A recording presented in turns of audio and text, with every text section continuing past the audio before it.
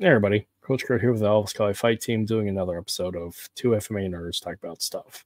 Here on episode 27, I spoke with my friend Jim Webster. He goes by KAOS.615 on Instagram, and today we talked about executive protection and amongst other things. So within the space, there's quite a few executive protection people, but very rarely do we get to speak to somebody who has done it on the federal level during 20 years of the GWAT, and who also happens to be a retired law enforcement officer. So I found it also appropriate today to bring him on because it is the 80th anniversary of the D-Day Normandy invasion. So why not have two veterans talk about veteran stuff on today of all days? So this is a great episode. I'll let him tell a story. And yeah, let's jump right in.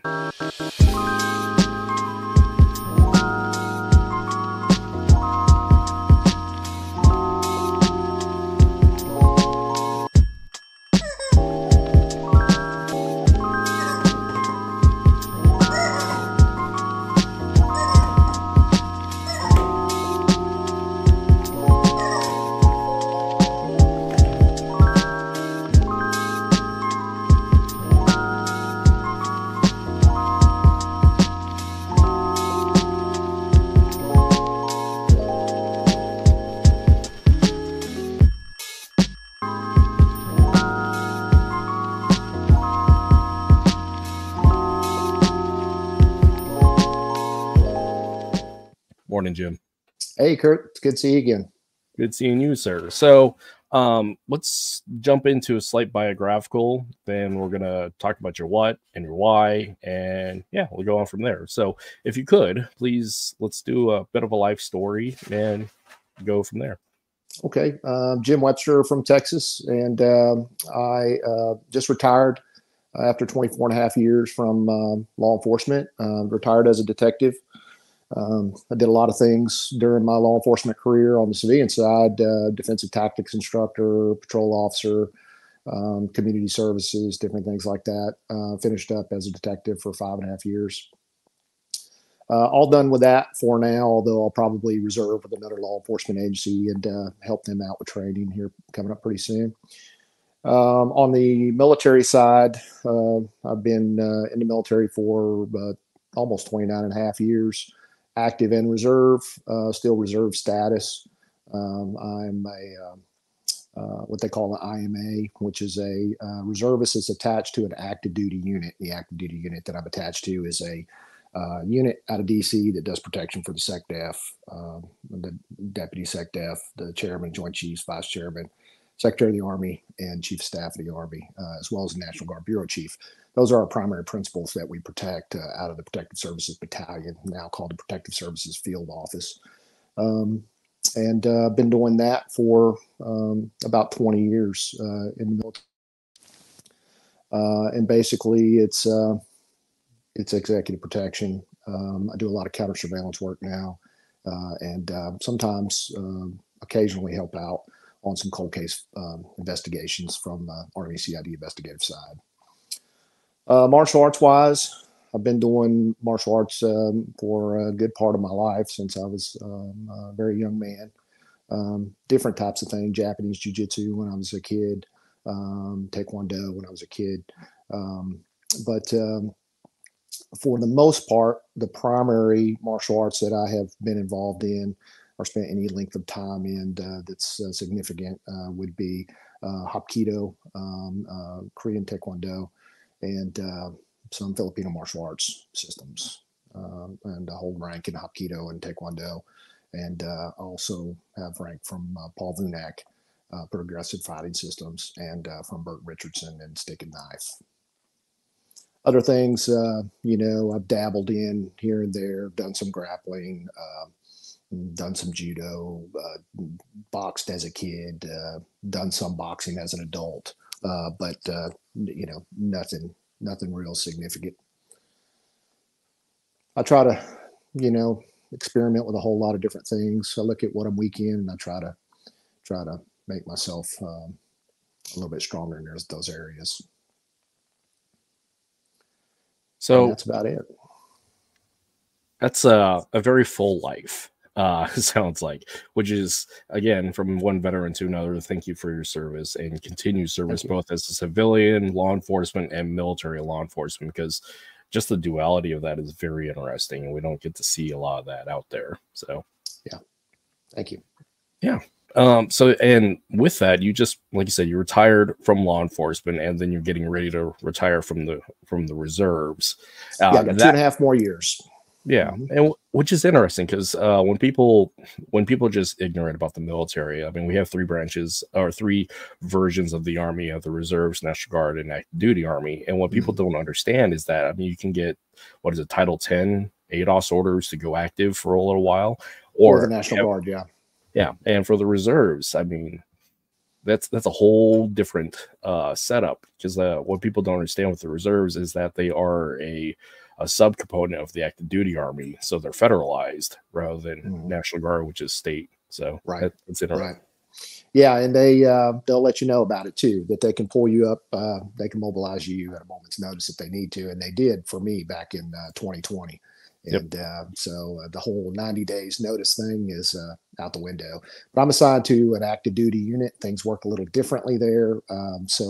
Also, it depends on what the level of need the military has for you, that they can basically deploy you anytime they want to, depending on what the needs are. Yeah, that the whole needs of the Army thing is. Yeah, that's interesting, because when so I originally started off as an Army reservist. Then, as I was going through the ROTC program, in my 20s, I said, like, I don't want to deal with this. So, and I also recently got married, but I wanted to go to war, so went active duty. And I had this great idea of going, and this is 2007, so the height of Fallujah. I had this great idea of going active duty, going to go deploy. I got stationed at Fort Hood, and this is when thousands of people from 4th ID, 3rd ACR, and the 1st Cav were just going in droves. So it's like, and I also had a high priority MOS at the time, and you would think I would go to the sandbox, and no, I got sent to a Patriot battalion because needs of the Army. Oh well. Right. Yeah. But yeah, so you have an interesting an interesting situation also with your military career, because being attached to CID, you're part of the law enforcement agencies within the military. And when people think about that, they think MPs at the gates, or almost infantry type mentality. But doing CID work as an investigator and personal protection, can you walk us through that process as to the difference between your typical MP and then jumping over to CID?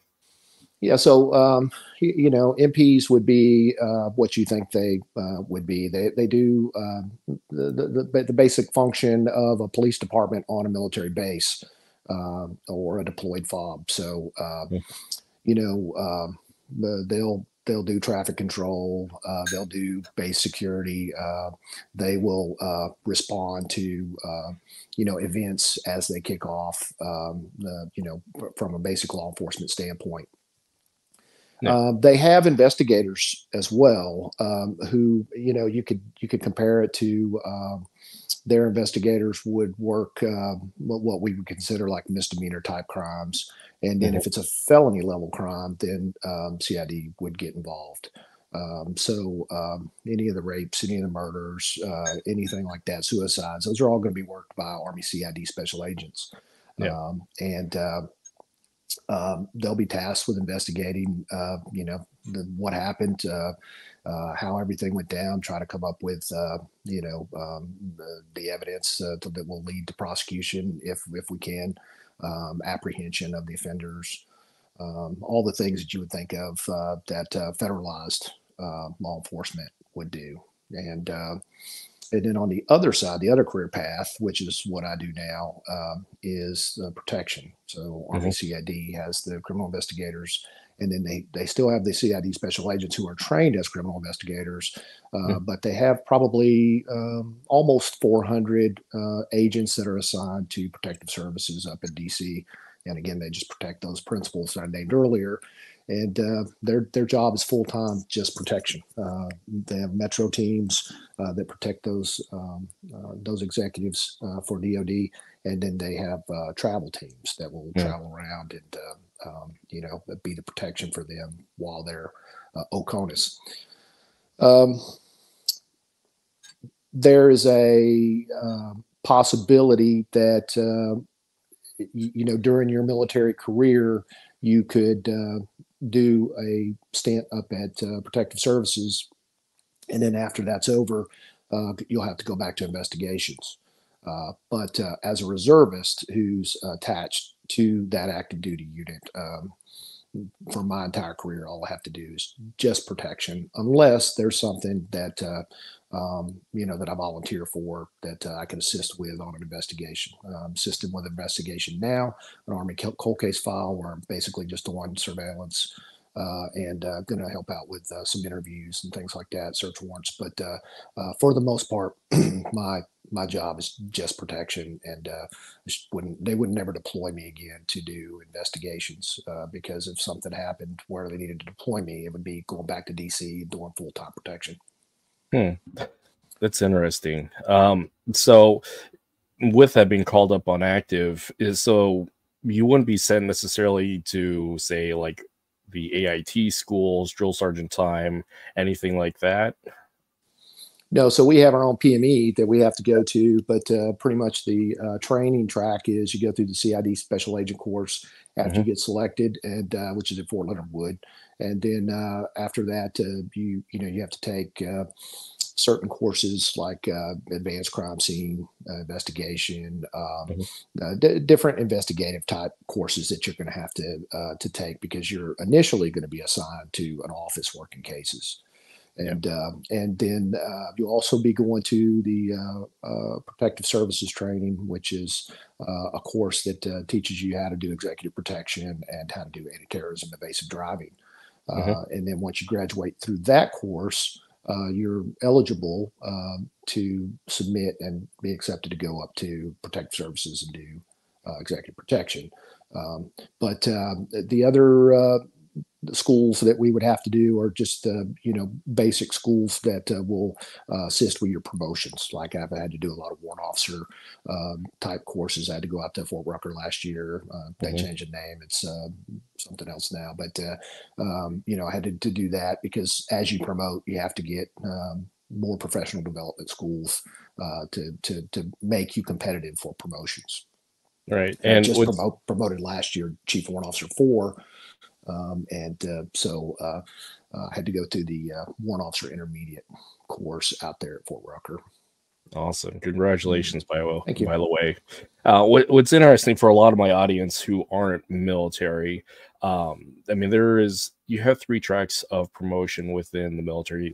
For the Army specifically, because we're both Army, you have your general enlisted, then you have your warrant officer corps, and then you have your officer corps, which is standard commissioning. But with a warrant officer, and I'll let you speak more of that, but warrant officers are that kind of happy place in between. So, and could you explain the difference between a warrant officer and everybody else?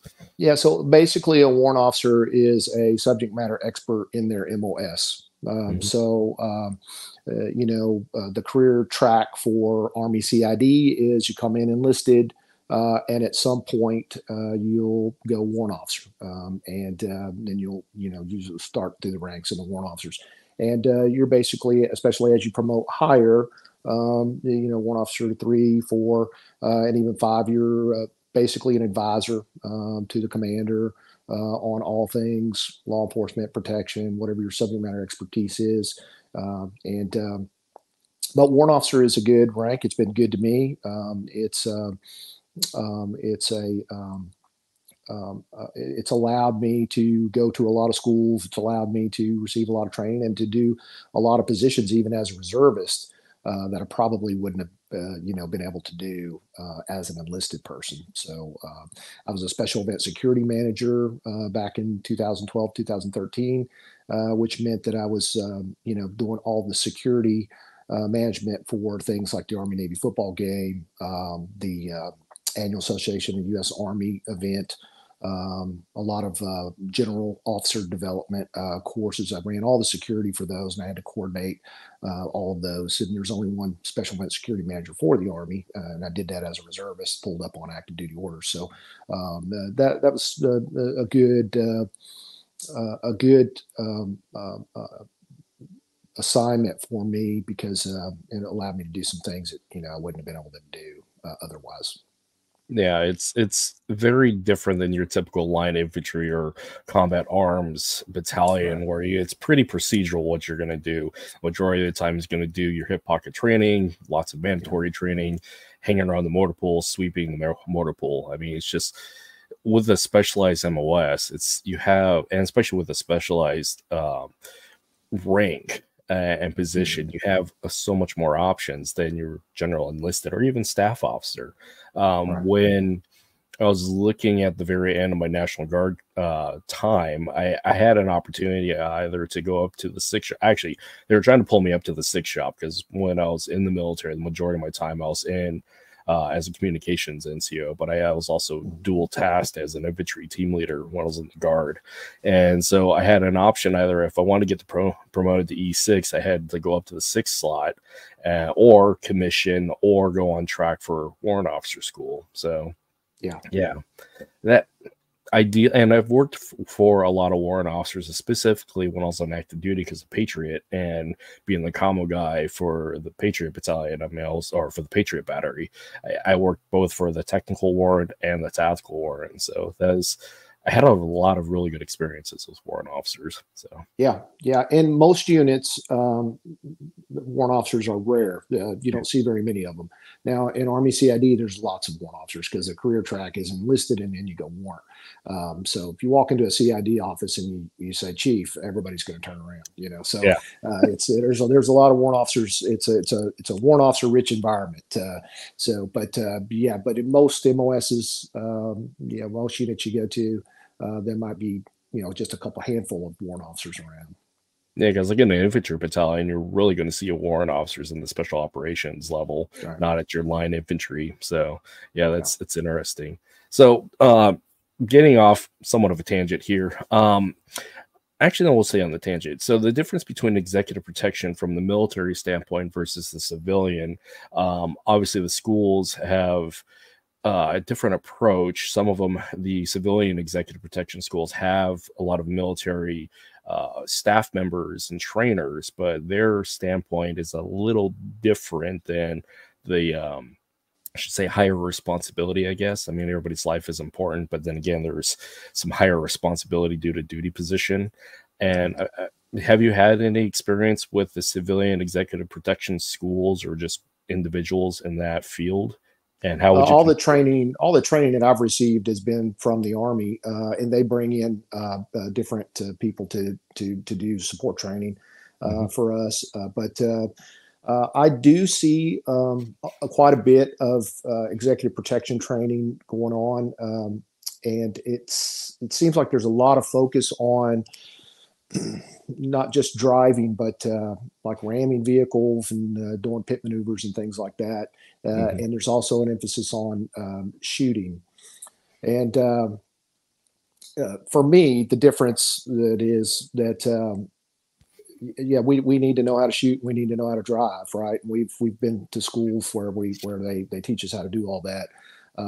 The thing is we try to be predictive as far as dangers to our boss, and we try very hard to avoid any situations like that. And for the most part, we're usually successful on that. And when we're not successful, luckily for us, there hasn't been situations where it's really been that big of a deal. But when you get to the point where you're hanging out of a vehicle shooting, or you're ramming cars and doing things like that, things went wrong a long time ago. Yeah. And so a lot of effort is put into executive protection on the DoD side with avoiding all of that, and that's something that's also kind of shaped the way I look at self-defense also, which we can get into later. But that's kind of shaped my opinion about that. it's way better to spend more time on the front end avoiding than it is on the back end trying to get kinetic, trying to get physical, and so one of the big differences is the amount of people that are involved in a move for one of the bosses that I would have is way more people than typically what you'd see, let's say, on a mayor's detail. On a let's say mayor of city of Dallas, 2 people on their protection team at any given time. So with 2 people, you got a driver and you got basically a PSO, driving the mayor around, escorting the mayor. It's not really a protection team. It's not really executive protection. You don't have anybody at the drop site that can clear that before you actually arrive.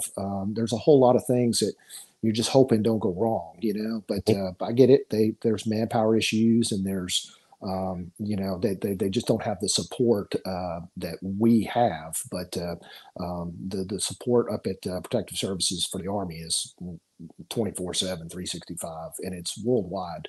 We got people wherever the bosses are traveling, that's where we're traveling. So, but a lot of the civilian side, yeah, it's going to be different. I'm not real familiar with doing like Hollywood type, bodyguard stuff, and I'm not really interested in doing anything like that. But I know some of the courses are set up to train those people, and some of the courses are set up to.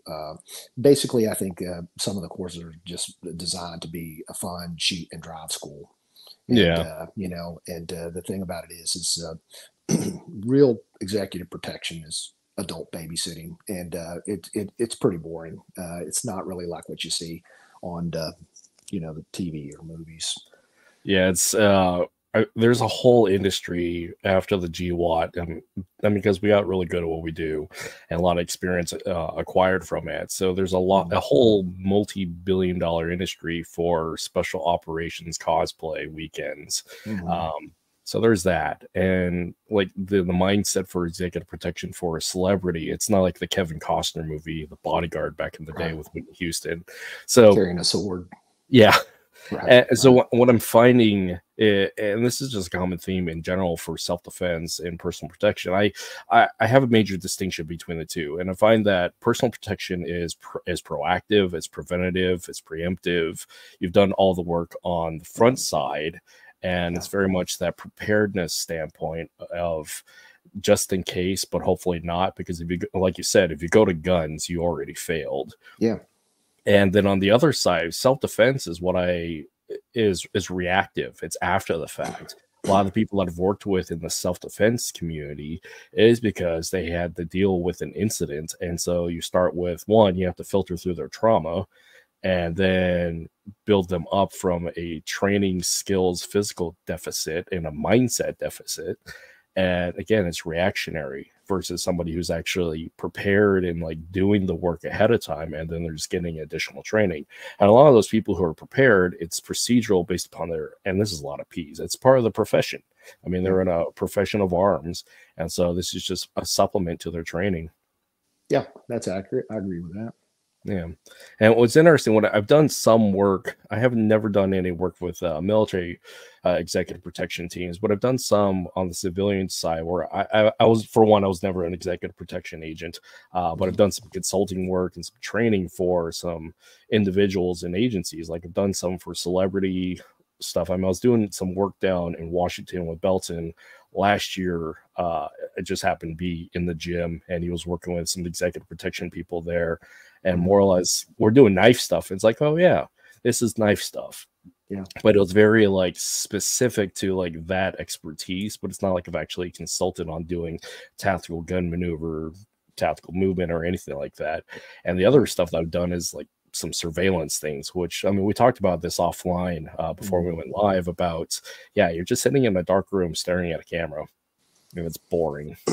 Yeah, we have control rooms wherever the boss is at, where we have cameras that monitor the house, and it's away from the boss's house, where we have somebody that mans that 24/7. But most of the surveillance and counter surveillance that I do is in a vehicle, and I'm looking for suspicious vehicles that might be driving back and forth in front of the boss's house or in front of Yeah. where the boss is at, and then following those vehicles, trying to get a plate, trying to figure out who's in those vehicles, what they're up to. We also have a full intel team at the headquarters in Quantico that they do a lot of work on gathering intelligence off of social media, different things like that, any kind of threats towards the bosses, things like that. They'll pass that information on to us, and we'll have that real time. Yeah, and it's not. Don't want to give away means and methods, but it's not. I can imagine if you're already in a heightened state of when there's an active threat that you guys may have, lack of a better term, target packages built for for making sure that you're watching and observing this potential threat. Yes. Yeah. We'll coordinate with federal law enforcement agencies and things like that. If we think something is a valid, credible threat, then Army CID, along with FBI or whoever the coordinating law enforcement agency is going to be, will make contact with that person at their house, and they'll, like you said, they'll figure out everything about that person, and they'll try to figure out if they are a credible threat or not. Or a lot of times it's a mental health issue.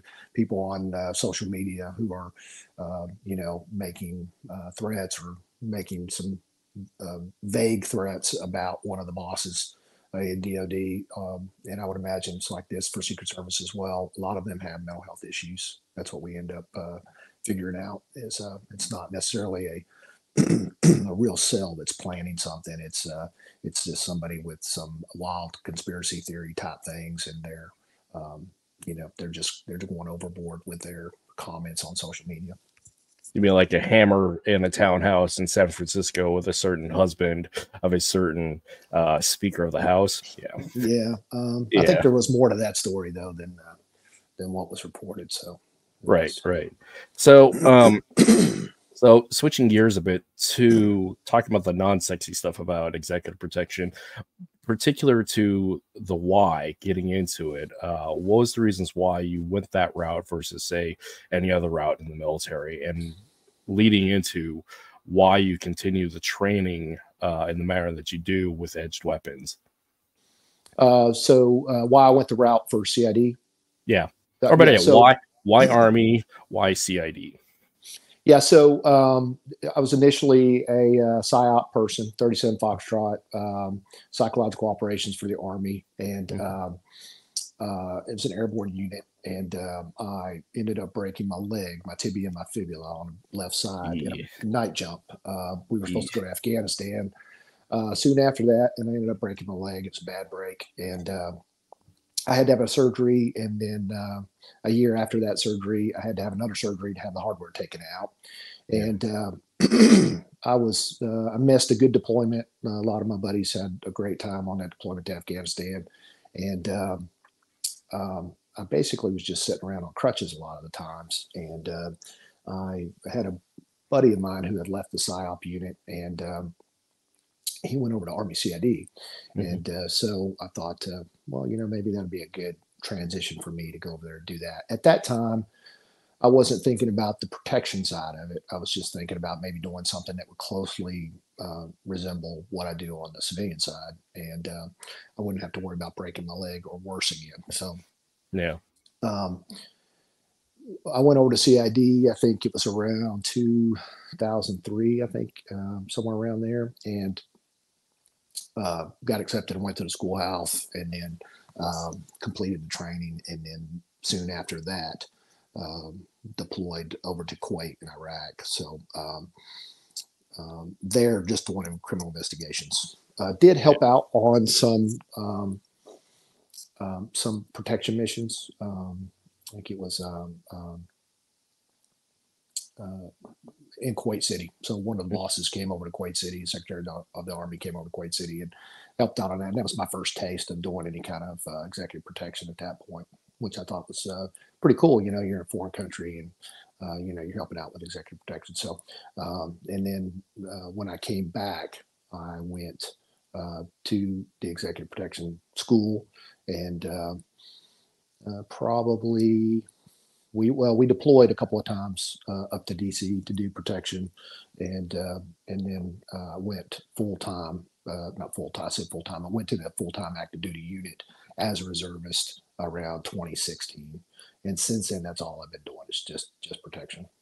Yeah, and you enlisted pre 9/11 as well, correct? Yes. Mm-hmm.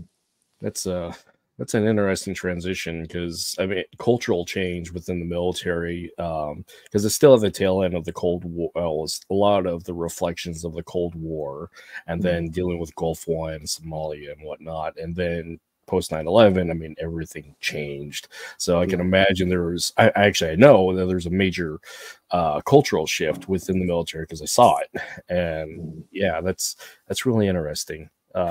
Coming in from that perspective, because one, what a reservist and a National Guardsman person has is like they have their civilian experience that can tie into their military experience. Because what I've found, and this is just my bias, but it's true that people who come from the National Guard and the reserves have so much breadth of experience that actually helps supplement and actually inform and improve upon their military experience and expertise because they have so much more education. So like management, I mean, I've known some fantastic non-commissioned officers and officers because they were successful business people. So right, and they know how to manage people, or they come from like I said, for your case, law enforcement, and that directly informs your expertise in CID. So yeah, that's incredible.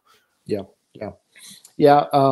And right around 9/11 is when I broke my leg, so that really sucked for me too. I was really looking forward to going to Afghanistan with these guys. We trained up for that, and it was ended up being a great mission for them. And I really missed out not going with my buddies over during that time. It really just kind of sucked for me for that 2 years of having to recover from that jump. So, it kind of, things just kind of got different for me after that. And then I just kind of felt like I wanted to go do something else. So CID was a good transition for me.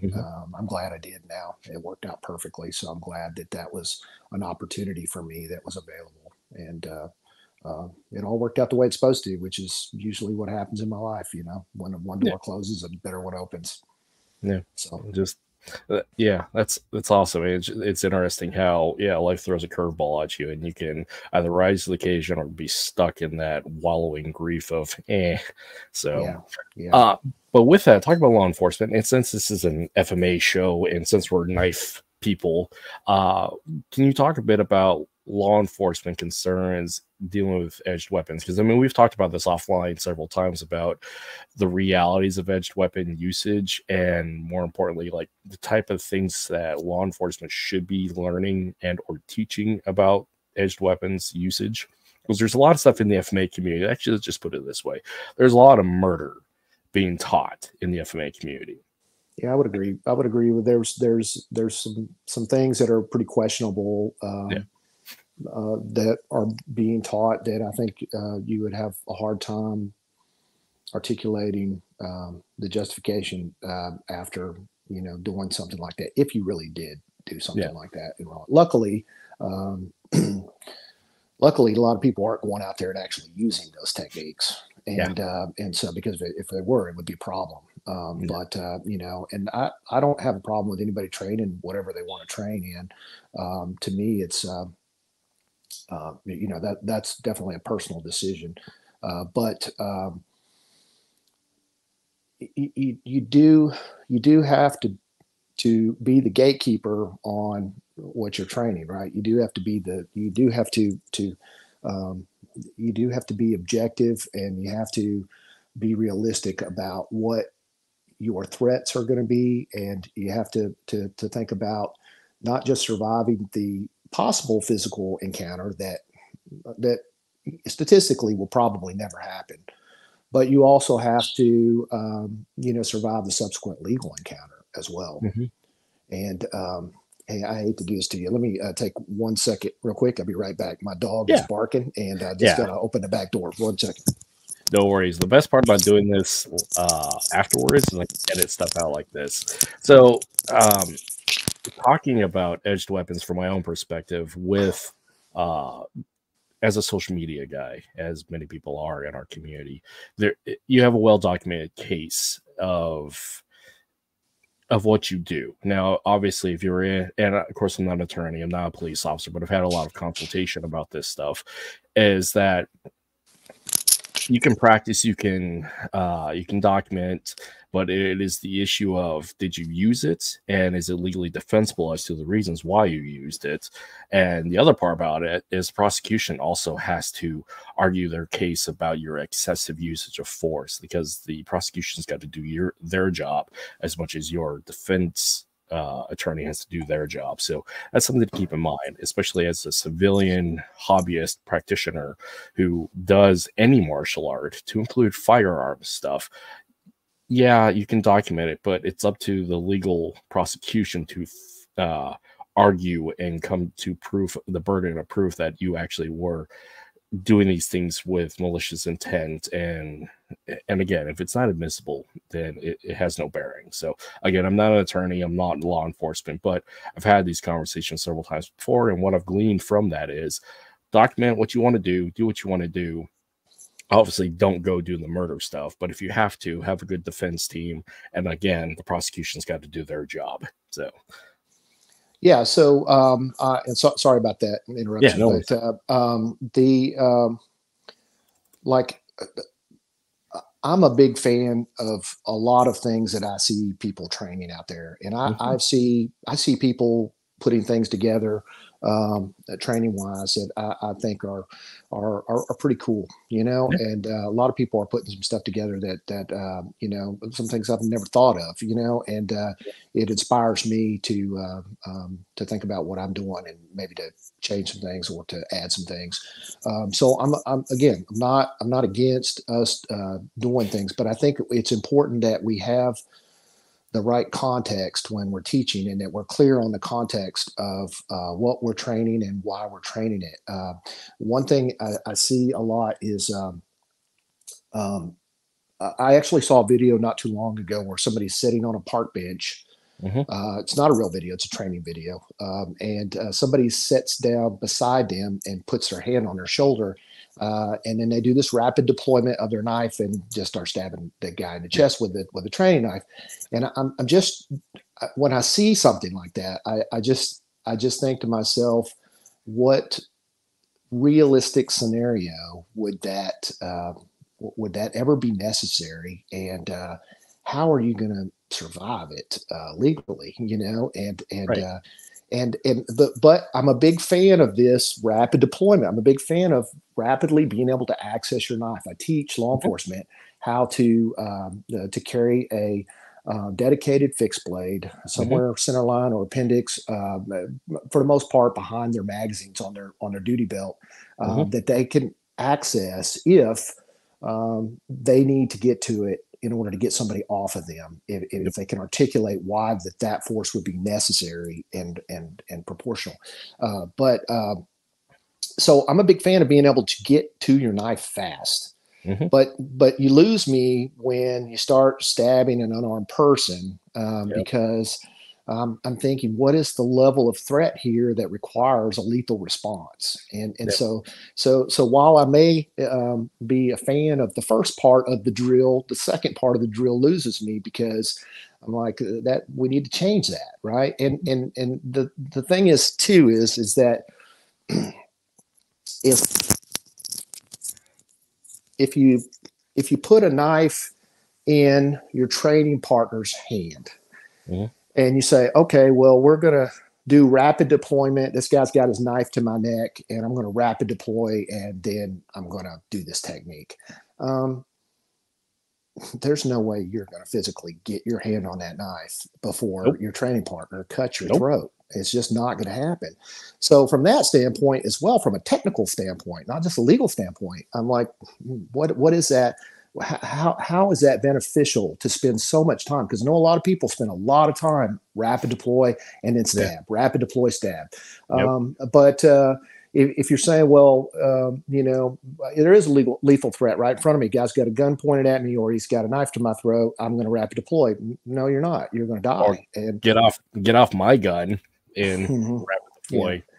Yeah, so it's just not sound in that respect. Now, where I do think it's sound is I do a lot of sparring that is non-traditional type sparring. So me and my training partners, let's say a sparring round might be that one person has a training knife and the other person doesn't. Yep. And for 2 minutes, let's just say we like 2-minute drills. For 2 minutes, the person who's unarmed, his only goal for that 2 minutes is to use footwork and distance management and avoid any type of cuts, right? Yep. And now, as part of that drill, I could see adding to that type of sparring drill. Once you've created the distance where you can get to your knife, rapid deploy your knife, and now it's knife on knife. So now at least it's an equal fight. I can see some benefit in that. But yeah, you lose me when you just start stabbing unarmed people. And I know when people are doing it on Bob, they're, well, Bob doesn't have arms, so how can Bob be armed? I get that. But I'm seeing a lot of these.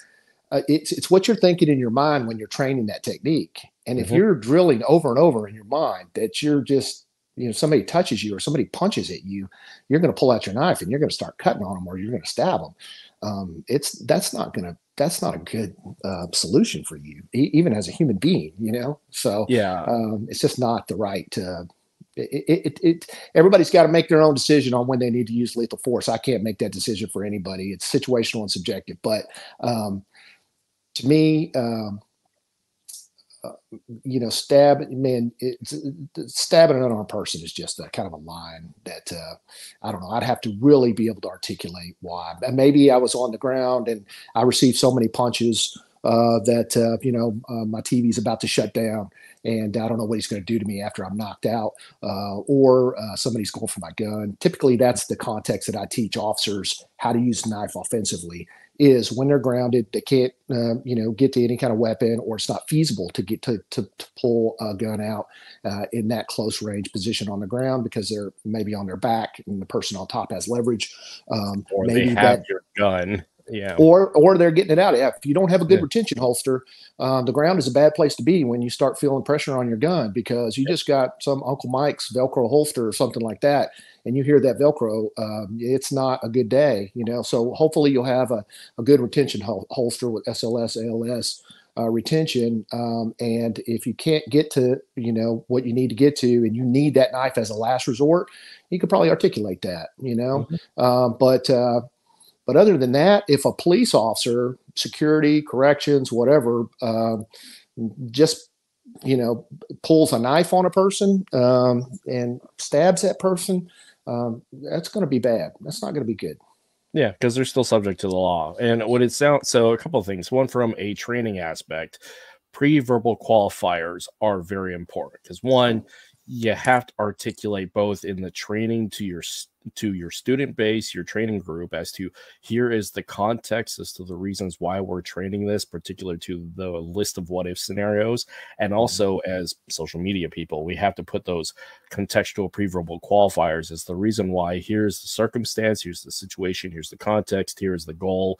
Again, you're just building good training packets, these doctrinal training packets and lessons, better yet, lesson plans as to what's the goal, what's the intent, what's the context, and what is the contents of application. Because like the aspect, again, of just teaching, I hate to say murder or assassination or century assassination, it really depends upon the context of your profession.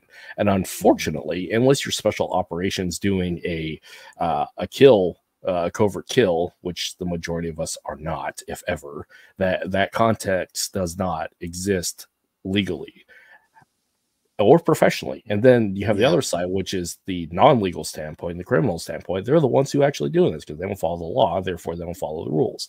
And what is interesting in the early days of YouTube, and especially post 9/11, there was some very interesting video work out there, and I'm pretty sure I got flagged for it anyways, but there was a lot of stuff that you saw with these jihadi terrorist groups producing content of like how you can covert kill, criminally kill, and deploy an edged weapon in those completely awful instances where they are not doing it for moral reasons, not legal reasons, because they're breaking the law. So, and that was very informative for me, from that own that educational standpoint of like how to use, what's the intent, what's the purpose behind it.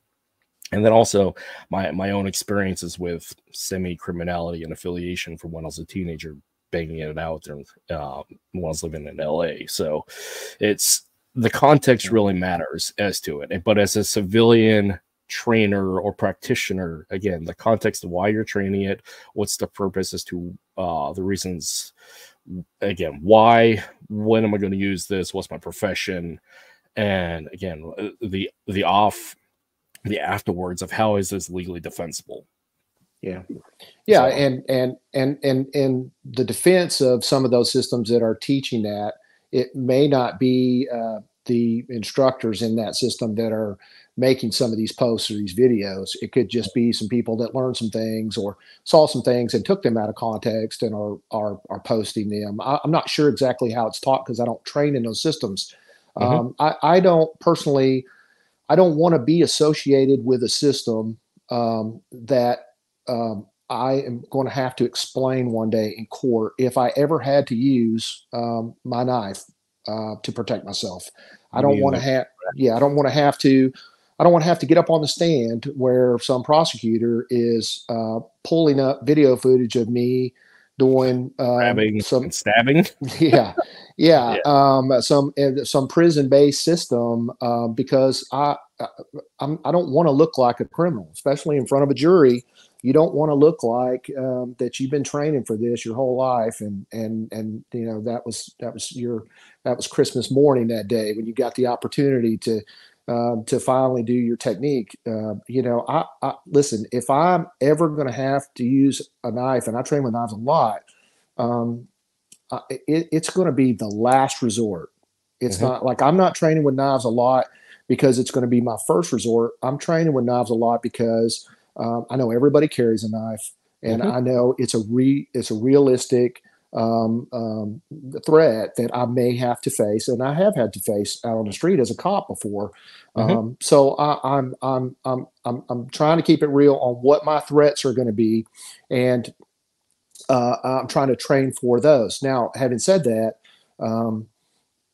I limit what I train to specific things. I don't train everything you can think of, everything under the sun when it comes to the knife. I'm not doing double knife work. I'm not doing spotty daga stuff. I'm not doing any of that. Whenever I do knife work, whether it's drills, whether it's sparring, I'm either unarmed against that tool or I'm armed with it, and I'm helping my training partner figure out how to work through that problem.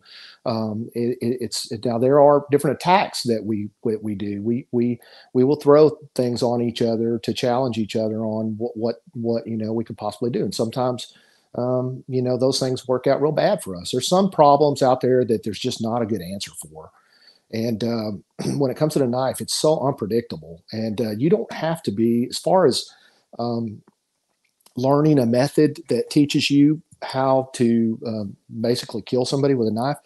You don't have to have training with that.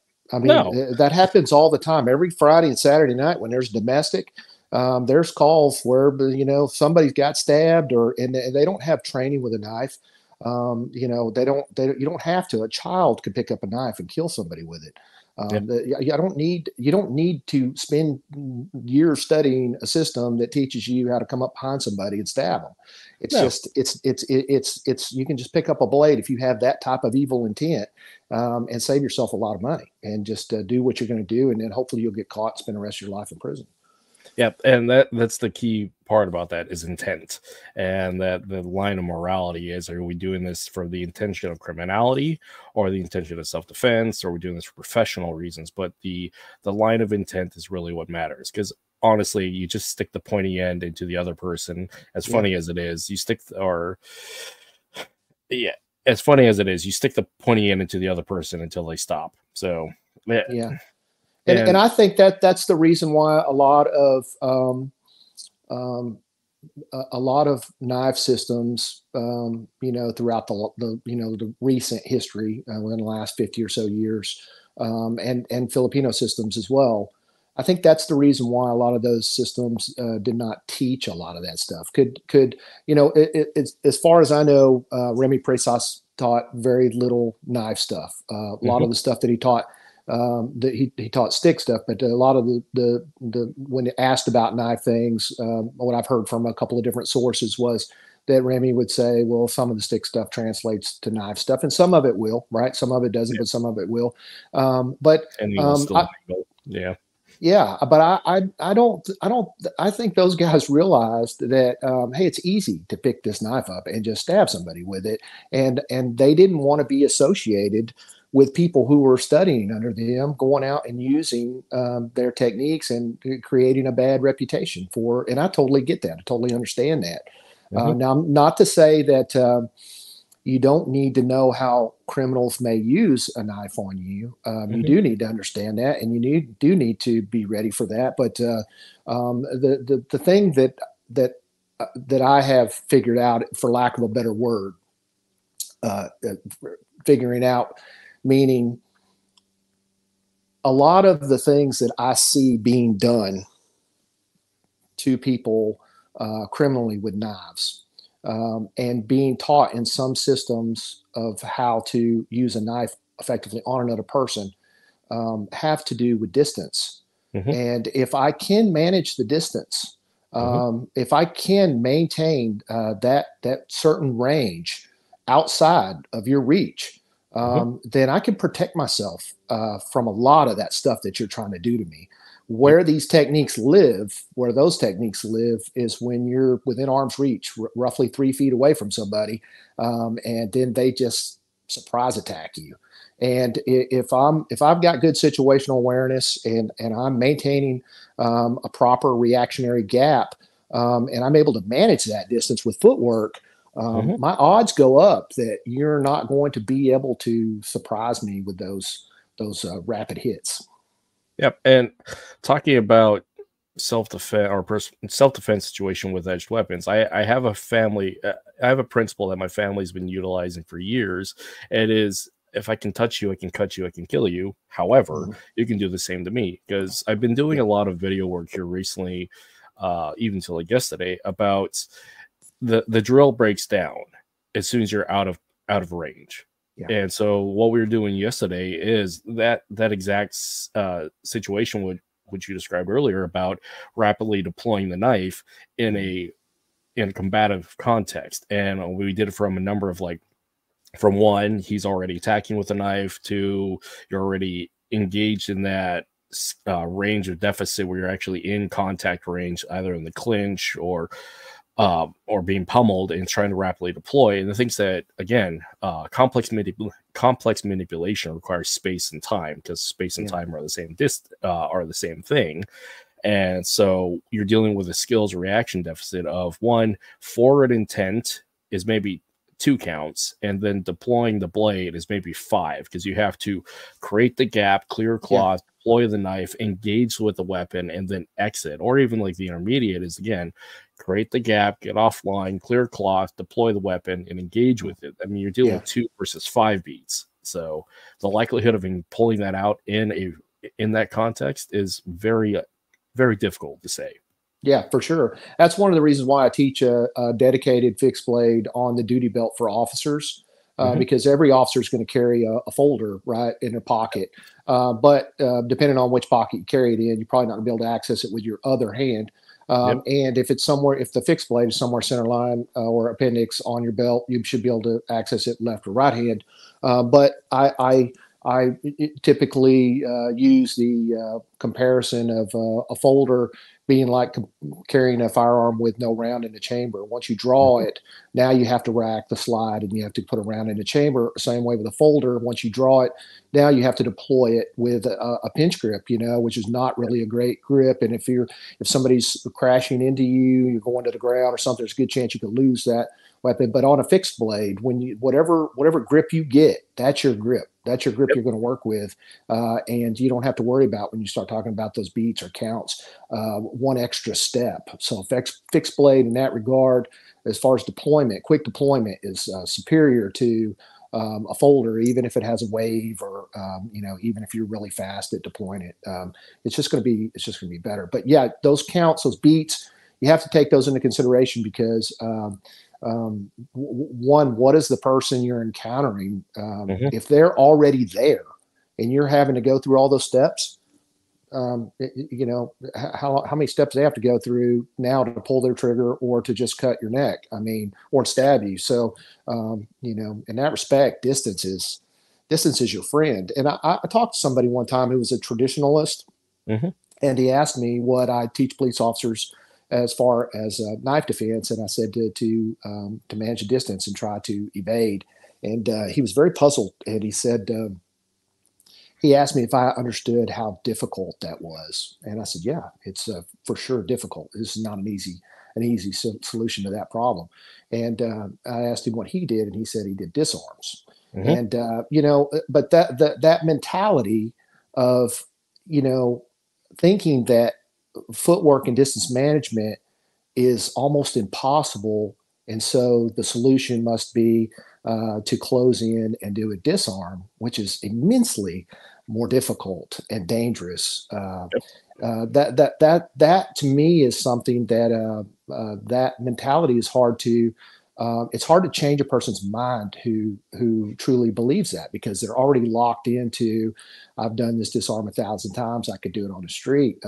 But unfortunately, sometimes people have to learn the hard way, and I hope that person never did or never will have to.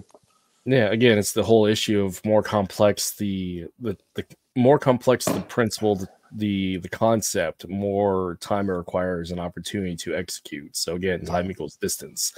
Yeah, it's such a tricky training methodology to one. Again, you have the theoretical point, which is fun for exploring concepts of movement, tactics, and techniques, which is great for that enrichment standpoint, because education is good. But when it comes to actual usage, you really have to tailor it down, because one of the things that consistently gets brought up in our edged weapons community is you have the art standpoint, the cultural standpoint, but when it comes to combat, it's really, when it comes to training methodologies, for one, soldiers don't have a lot of time to dedicate to this, so they have to put up, they have to utilize and take in information as quickly as possible, and then be able to replicate that as necessary in extreme stress. So this is where simple movements are the way to go. I mean, think about how the world was conquered. It wasn't conquered with 1 and 2s. It was conquered with a shield wall pushing forward. So it's a lot of stabbing, it's a lot of thrusting. And that did not require necessarily a lot of complex years-based training, where it was just, you have enough guys on the line with shields and pointy ends, and you just poke your way through it. But from an artistry standpoint, I mean, this is, if you look at classical militaries, we'll use just the samurai and the Japanese historical militaries, is the samurai spend a lifetime becoming really good at what they do in all aspects of combat. But the peasantry, who did not have the time, the money, and the effort, they were given pikes in formation. It really doesn't end, because one, their training was so limited. And so in the case of, for law enforcement, their training time is so limited. Oh, very limited. And based upon budgets, again, just time. And also looking at the military, unless you're in a specialized unit, your training time is so limited. So this idea that we're going to be masters of the edged weapon, depending upon what we do professionally, the reality is not so much. You just take what you can take, and you get good at that. And it's not all the amazing flow drills, which is great for art and enrichment and health, but that's not combat. Combat is pretty straightforward. So. Well, and going back to the military units, I mean, you know, the military doesn't have this figured out either. I see a lot of guys out there who are saying, because of their military background, and some guys because of their police background, that they, you know, that they have this great knife system. The military really doesn't teach you anything with a knife. I mean, they have historically taught you some things. It's, you know, they get 100 people out there, like you said, they got to show some basic moves, like they used to do the bayonet, you know, and it's designed to train a lot of different people with line training, because, like you said, they don't have instructors, you know, good instructor to student ratio, and they just have to have one guy on a platform with a bullhorn showing something, and you mimic what he does. But you know, from my understanding, from speaking with a lot of people in the special operations world, their knife training mostly comes from somebody will come in for a short seminar, And that'll be just for that one unit, not special operations wide. And it could be another person that comes on the West Coast and teaches those guys something, and it could be something totally different. And a lot of the martial arts that's done is like Frank Cucci used to be on SEAL Team 6, and he was a student of Dan Inosanto, and he used to be a trainer, at SEAL Team 6. He got certified by Paul Vunak and some other guys. And because he had a martial arts background, he was one of the guys that helped out keep his unit, with some skills. So that's typically how it is. Who's got martial arts experience in the unit? And then you draw on that person's, experience and training to maybe put some stuff together and to help out with training. Same way at police departments, you have somebody who's a defensive tactics instructor who's been to a few schools and maybe has some martial arts experience, and you're relying on their training and background to be able to filter some things that will be relevant to the officers on the street, because like you said, the training time is limited. It's precious. And so I think there's a big misconception out there that if you've been in the military, especially in special operations units, that you're a knife authority or something like that. And man, I've taken some courses over the years. It's been a while, but I've taken some courses with some high profile people who were former military in some tier 1 units, and it was some of the worst knife training I've ever had. And I mean, it was worse than a basic level of knife work that I don't know where these people even got some of the stuff that they're teaching. And then mixed in HUBUD, which really blew my mind, because one of these courses I went to at a SWAT conference years ago, the guy was teaching this real, basically he was just teaching lines of attack. He was working the clock, with the knife slashes. And that was pretty much an hour of the class. And then he wanted to show HUBUD. Well, the only person in class who even knew what the HUBUD was me. So he used me, and we showed some HUBUD. And I'm thinking to myself, this course is 4 hours. There's no way these guys are ever even going to understand why they're even doing this. Like, and he spent an hour doing that. And then he spent 2 hours talking about Miyamoto Musashi. And I was like, what in the world does that have to do with any of this? And it was all just a big it's a big marketing type thing. And the guy's been very successful. I mean, he was on a TV show, Knife or Death there for a while, but it's not really what we need. It's like somebody just threw this. Some of these guys are just throwing these programs together without very much thought. And there are a lot of people that I've met over the years, like the traditionalists I told you about earlier, that said, you can't stay away from a knife. A knife is all it has to do is touch you and it's going to cut you. But something is years ago when I was helping one of my training partners, Chuck Wong, has been he's done a lot of knife competitions over the years. He's placed 4th in cold steel years ago, and he did Datu Hartman's competition up in Buffalo a while back. I was helping him train for that, and man, Chuck is real good. He's a full instructor under Burton Richardson. He lived in Hawaii for years and years and got to train at the school with Burton. A lot of sparring. Burton does a lot of sparring. I mean, so he's very sparring focused. And so Chuck is really, really good at moving and cutting. And we would spar a lot, getting him ready for this competition. And what both of us noticed is that we weren't really getting very many cuts on each other. So like in a 2-3 minute sparring round, both of us had knives, both of us were trying to cut each other. And the only time we really were successful was we were defanging a snake. If one of us, actually made the cut, that opened up the window for the other one to respond with a defang. But that really taught me that, it's not that hard to stay away from knives. I'm not saying it's easy, and I'm not saying that all you got to do is just use some footwork and you'll be safe. I'm not saying that at all, because it depends on your environment. There's some the environmental hazards like trip hazards and things like that And, you could be outside on uneven ground. There's a lot of different things that could happen. You could be in a confined space. So it's not so easy. When we're sparring, for the most part, we're on an open mat with nothing like that we got to worry about.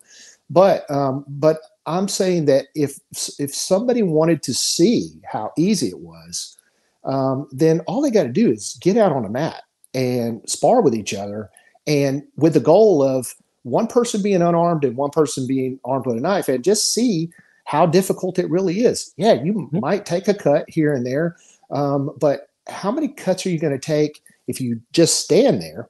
Or how many cuts are you going to take if you try to close in and do a 2-on-1 on that knife hand, or grapple with that knife? How many cuts are you going to take? And what kind of cuts are those going to be? Are those going to be on your outside of your forearm, or are those going to be, in your liver, or, something worse? So I really, that really shaped my thought on how to teach police what's relevant for police officers, and that is to move your feet. Because if you have good footwork, it'll save you in a fist fight, it'll save you in a knife fight, it could save you in a gunfight. It is so universal. Like, you need to be moving, and moving fast, moving to cover, moving behind an obstacle, moving wherever you can move that's a safer position for you, away from the danger. Because like you said, if it can't touch you, it can't hurt you. And and I'm surprised that more people are not teaching that. More people, it seems like, are going down the path of we're going to wrestle, we're going to disarm, we're going to do this. And for cops, I think that's setting them up for failure. I think running is not sexy, does not look for a highlight reel, but the fact is, offense informs defense, and everything breaks down when you're not in that range of circumstance. Because one of the I hate to say, one of the examples most recently of a tragic circumstance where footwork failed an officer is the Las Cruces stabbing. And a wide variety of things. One, he approached the individual without being gun present or even on gun, because he was legally, that met the force requirement for that department. 2, he got way too close, obviously. And 3, like, his movement, he was trying to retreat directly instead of cutting the angle or going laterally. So there was, and he turned, I believe he turned his back from his body cam. I believe he turned his back and tried to run. Now, I don't mean to interrupt you, but I do another drill with my officers where I take them outside of the gym, wherever we're training at the police department or the facility, and I take training knives. I give them all training knives, and they stand within arm's reach. And then one of them plays the role of the officer, and one of them plays the role as bad guy. And the bad guy has a knife down by his side. And I tell the role players who are playing officers that whenever they're ready, just take off running. And the bad guy's only job is to, as soon as he sees you try to run, he stabs you, and they get stabbed every time. So that situation, is this just run thing is not something that I advocate. So when I say distance management and using footwork, I need to be squared to the threat, and I need to be able to evade the slashes and stabs coming in, but I need to be able to see them in order to evade them while I'm using my footwork. And then once I have created enough distance, then I can run. But also with a run, you got to take into consideration, is this person younger than you? Are their legs longer than you? Are they faster than you? I mean, you don't know who's faster than you until you actually do a sprint with somebody. Well, and you're also kitted up. I mean, there's a difference between running without kit and running with kit. I mean, we both know that. And anybody who's spent time in kit, they know what we're talking about. And again, and that duty belt wreaks havoc on your hips. Yeah. So again, the context matters, and this is the issue when you have the civilian context teaching this to the criminal mindset, and then also trying to inform this for military and police.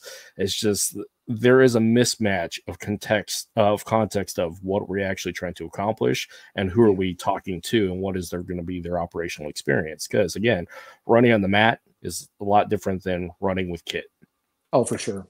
So, and what's And again, this is, you're constantly trying to improve upon your position. As any standpoint from a gunfighting standpoint is, you're constantly trying to prove your position, because once again, position over submission. When you have control of the battle space by taking the initiative, you are proactive and they have to react to you. When the fact is that you are reacting to them, you're already behind the curve. Again, it's 2 versus 1. They have already engaged, and therefore you have to respond, and that's a 1 beat versus a 2 beat. And that's right. And putting that context ahead of time in training, that's really difficult. For one, people just don't know what they don't know, and two, if they're regurgitating the same thing particular to an art, to a curriculum that's marketing rather than like the context of actual effect, because they don't have those life's experiences, that's also really difficult. Yeah. I really think that we have to train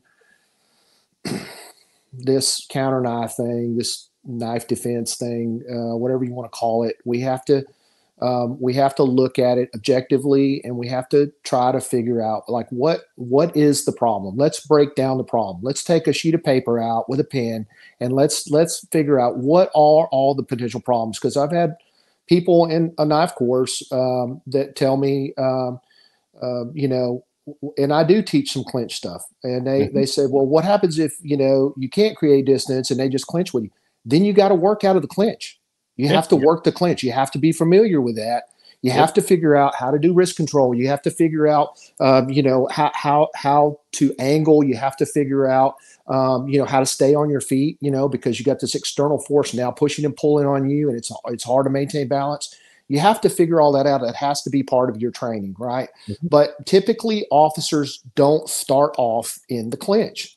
They don't. No, nobody does. I mean, and so if you already have a reactionary gap, and you notice something that is a potential threat, you should be able to start working your footwork immediately. You should be able to throw a fence up so that you can maintain some distance with upstairs with your hands, and you should be able to. You should theoretically be able to avoid the clinch. But if the person is just so fast and they're able to achieve the clinch on you, you got to know how to work the clinch. You just have to. I mean, that's like the ground. People say I don't like the ground because I talk about how dangerous the ground is. If for whatever reason you find yourself on the ground, you better have a plan for the ground. I'm not saying don't work the ground. I'm just saying that when you go to the ground, your mobility is gone, your vision is gone. You're pretty much just left with kinesthetic feel, and you just can't move very much. And if there's another person there with that guy you're grappling with, it's bad. And if there's a weapon there, it could be bad. So I'm not anti-clinch. I'm not anti-ground. I love those things. I like to work the clinch. I like to work the ground. I'm just saying that when it gets to that point, you messed up a long time ago, probably. Yeah, again, if you're going to guns, going hands-on, you already failed immensely. Because one, the universe and the enemy has more of a say in the situation than you do, because you're reacting to the situation. Because unless you're being proactive by one, being the initiator of contact, which from a civilian and law enforcement standpoint, for the most part, that's not the case, because it's just operational, not their purpose. Now, if you're going on a kinetic mission and operation, you're initiating contact, but the majority of the stuff is reaction to contact. And so from a civilian, you're not initiating contact. And this is that tricky standpoint about preemption, because legally making sure that it's legally defensible, it's very unlikely. So when it comes to, again, situational awareness, at this point is very cliched and marketable, and it's one of those buzzwords, but it is the reality. If your eyes are up and you're aware and you're scanning, and not just like passively scanning, but you actually know what you're looking for, and you have enough time and training to recognize what it is, and then you have options thereafter, you're more likely to survive the scenario than just you're caught in blind. And this is what's interesting about creating training scenarios is, one, there's a lot of people come in with solutions.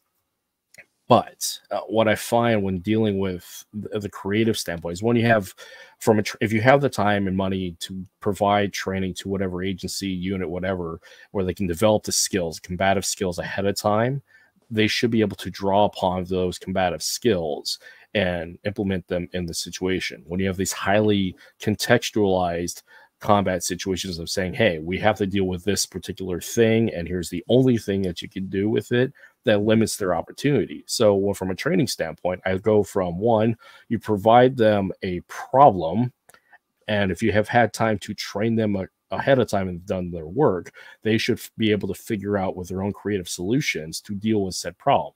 Because if you're only going to the whole, like, this is the procedure A through Z, if you can't go through that procedure, or people get stuck in that procedure, they often fail. So again, this is the impetus to prepare prior to the engagement rather than react afterwards. So this is more of the case for people go train rather than just do the 4-hour empowerment seminar. So.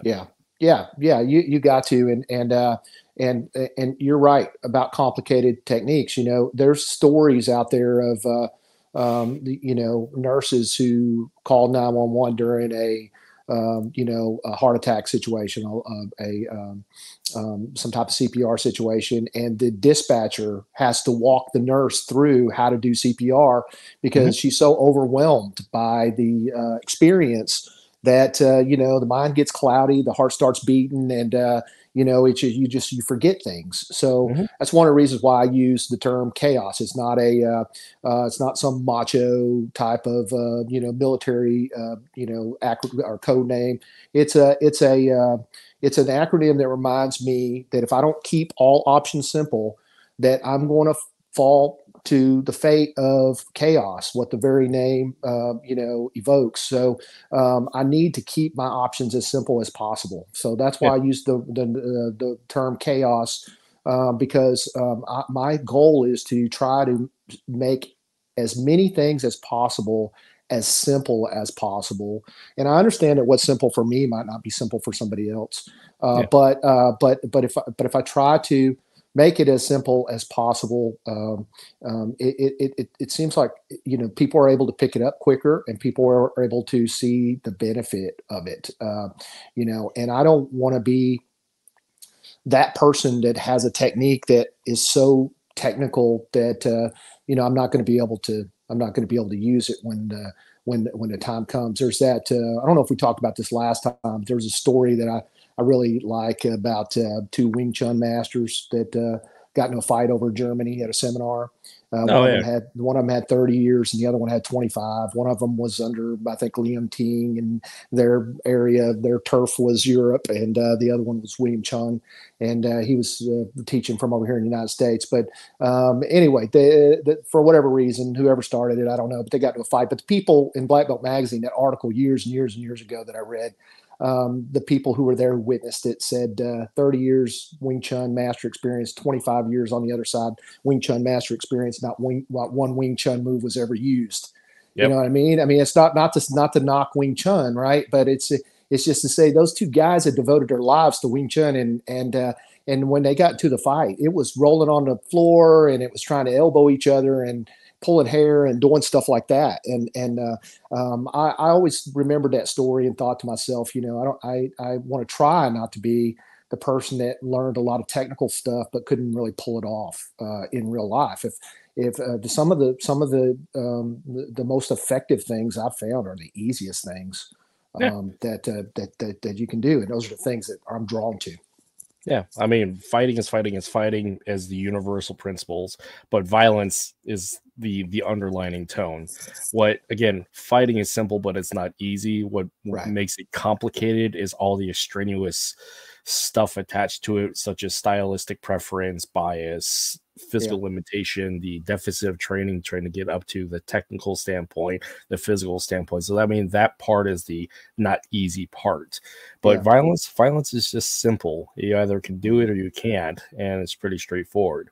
And again, doing with simple stuff. So when I was training my unit, so when I was in the National Guard, one of my additional duties attached to this infantry unit was teaching combatives, because I was level 3 combative certified, but I also I'm a martial artist. I own a school and whatnot. So I was one of those guys who semi-built a program because I had the availability. And this big thing that I was going on again was this issue about edged weapons, and all my guys, they already had a really cool knife on their kit. And it's like, well, if you're going to have this on your kit, let's put in the context of why are you going to use this thing and how you're going to use it.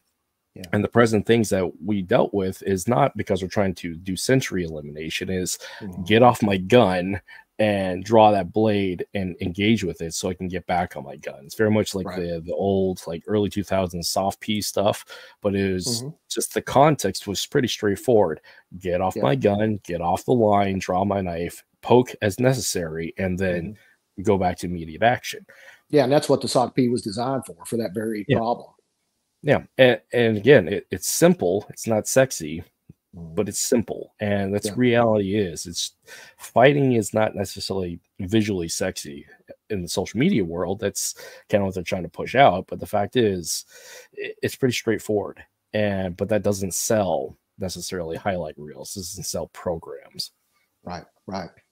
Yeah, there's a weird dynamic here, though, that I think is interesting. And I was talking to Paul years ago about this, that he spent a lot of time coming up with this RAT system that he teaches, rapid assault tactics, and simplifying things. And in my opinion, I know it's not a popular opinion, but in my opinion, I think out of all the people in the Bruce Lee lineage, that Paul Vunak has actually been the one who embraced the Jeet Kune Do principle the most, as far as stripping away the non-essential and keeping what was useful, because he really stripped this thing that he does down to the bare minimum. Now it has some things to it,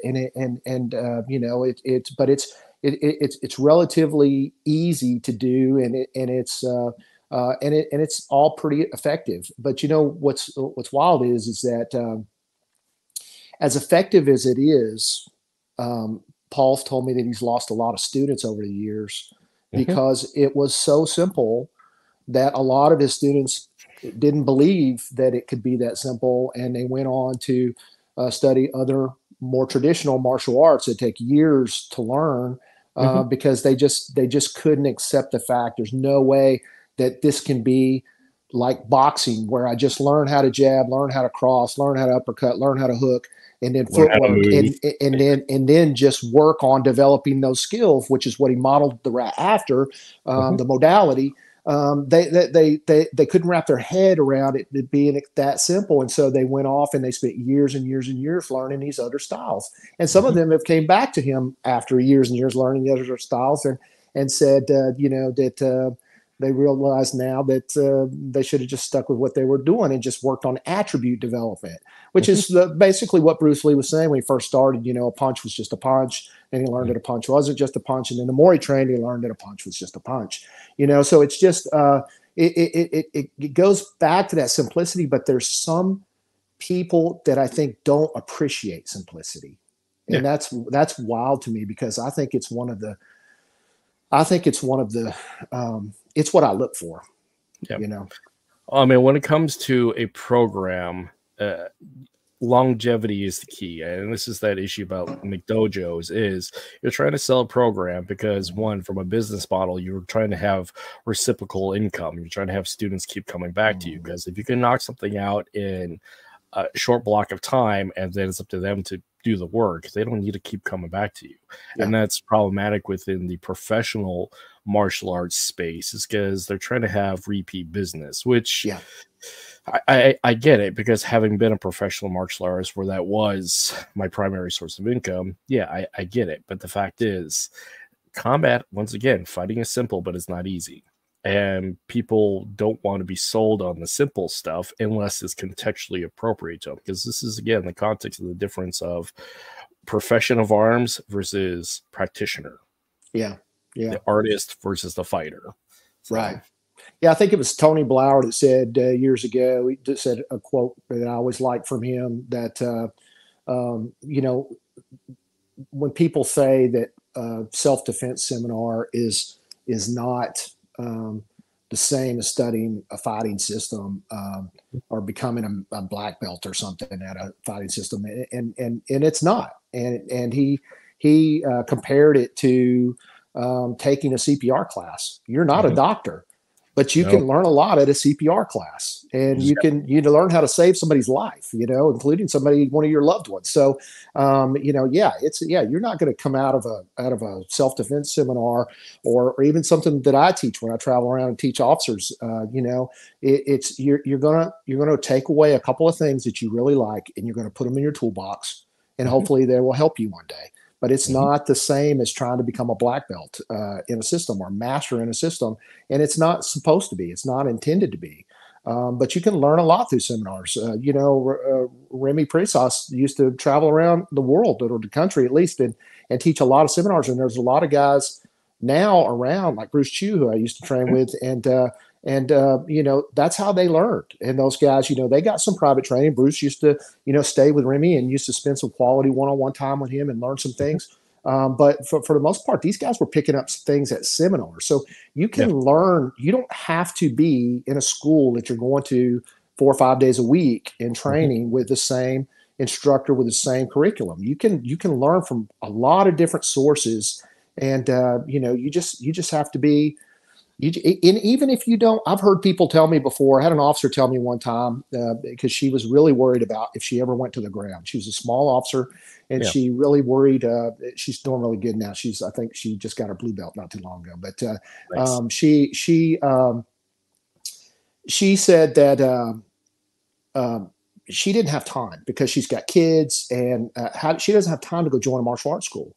Yep. And I said, if you're trying to get better at grappling, most of these BJJ gyms have a drop-in fee, a mat fee, and $10. I used to pay $10 to go drop in at different places like Carlos Machado's and things like that around me. And if you did that once a week, 1 hour a week, that's 52 hours of training a year. Yeah. So I mean, it all adds up. Like you said, it's consistency, and I think it was Bruce Lee that said. Long-term consistency beats short-term intensity. And it's true. It's about what we accumulate over time and what we get in our toolbox and what we can actually do. And a lot of this stuff we can work out on our own, in our own home gyms or with our training partners. Or I'm a big believer that training partners are way more important than grandmasters, because I figured out more things with my training partners just by accident than I have ever been taught by any person that was a high-ranking martial artist. I mean, that's what I do with Cooper, because like Cooper's my primary medium that everybody sees in my video work, because he's been my longest consistent. He was a student, now he's a training partner. Has been for several years at this point. And the fact is, just through conversational speed, just us figuring stuff out, I have really have better improvement of my martial arts conceptual understanding by figuring stuff out with him than I've ever had with sitting there listening to the venerated grandmaster telling me how it is. It's like, you can, from an educational standpoint, haven't been an educator, it's like, you can tell somebody how to do something, but they have to figure it out on their own to actually make it work for them.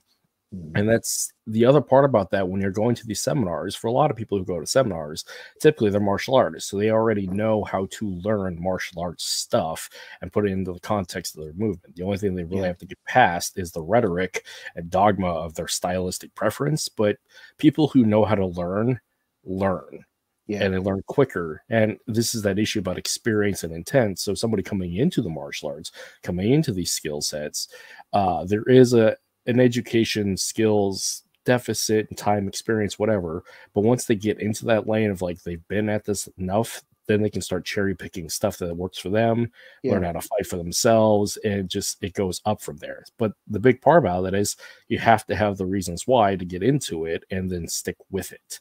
And you have to think about this stuff too. You can't just go to class 2, 3, 4 times a week, and then once that's over, just forget about this, right?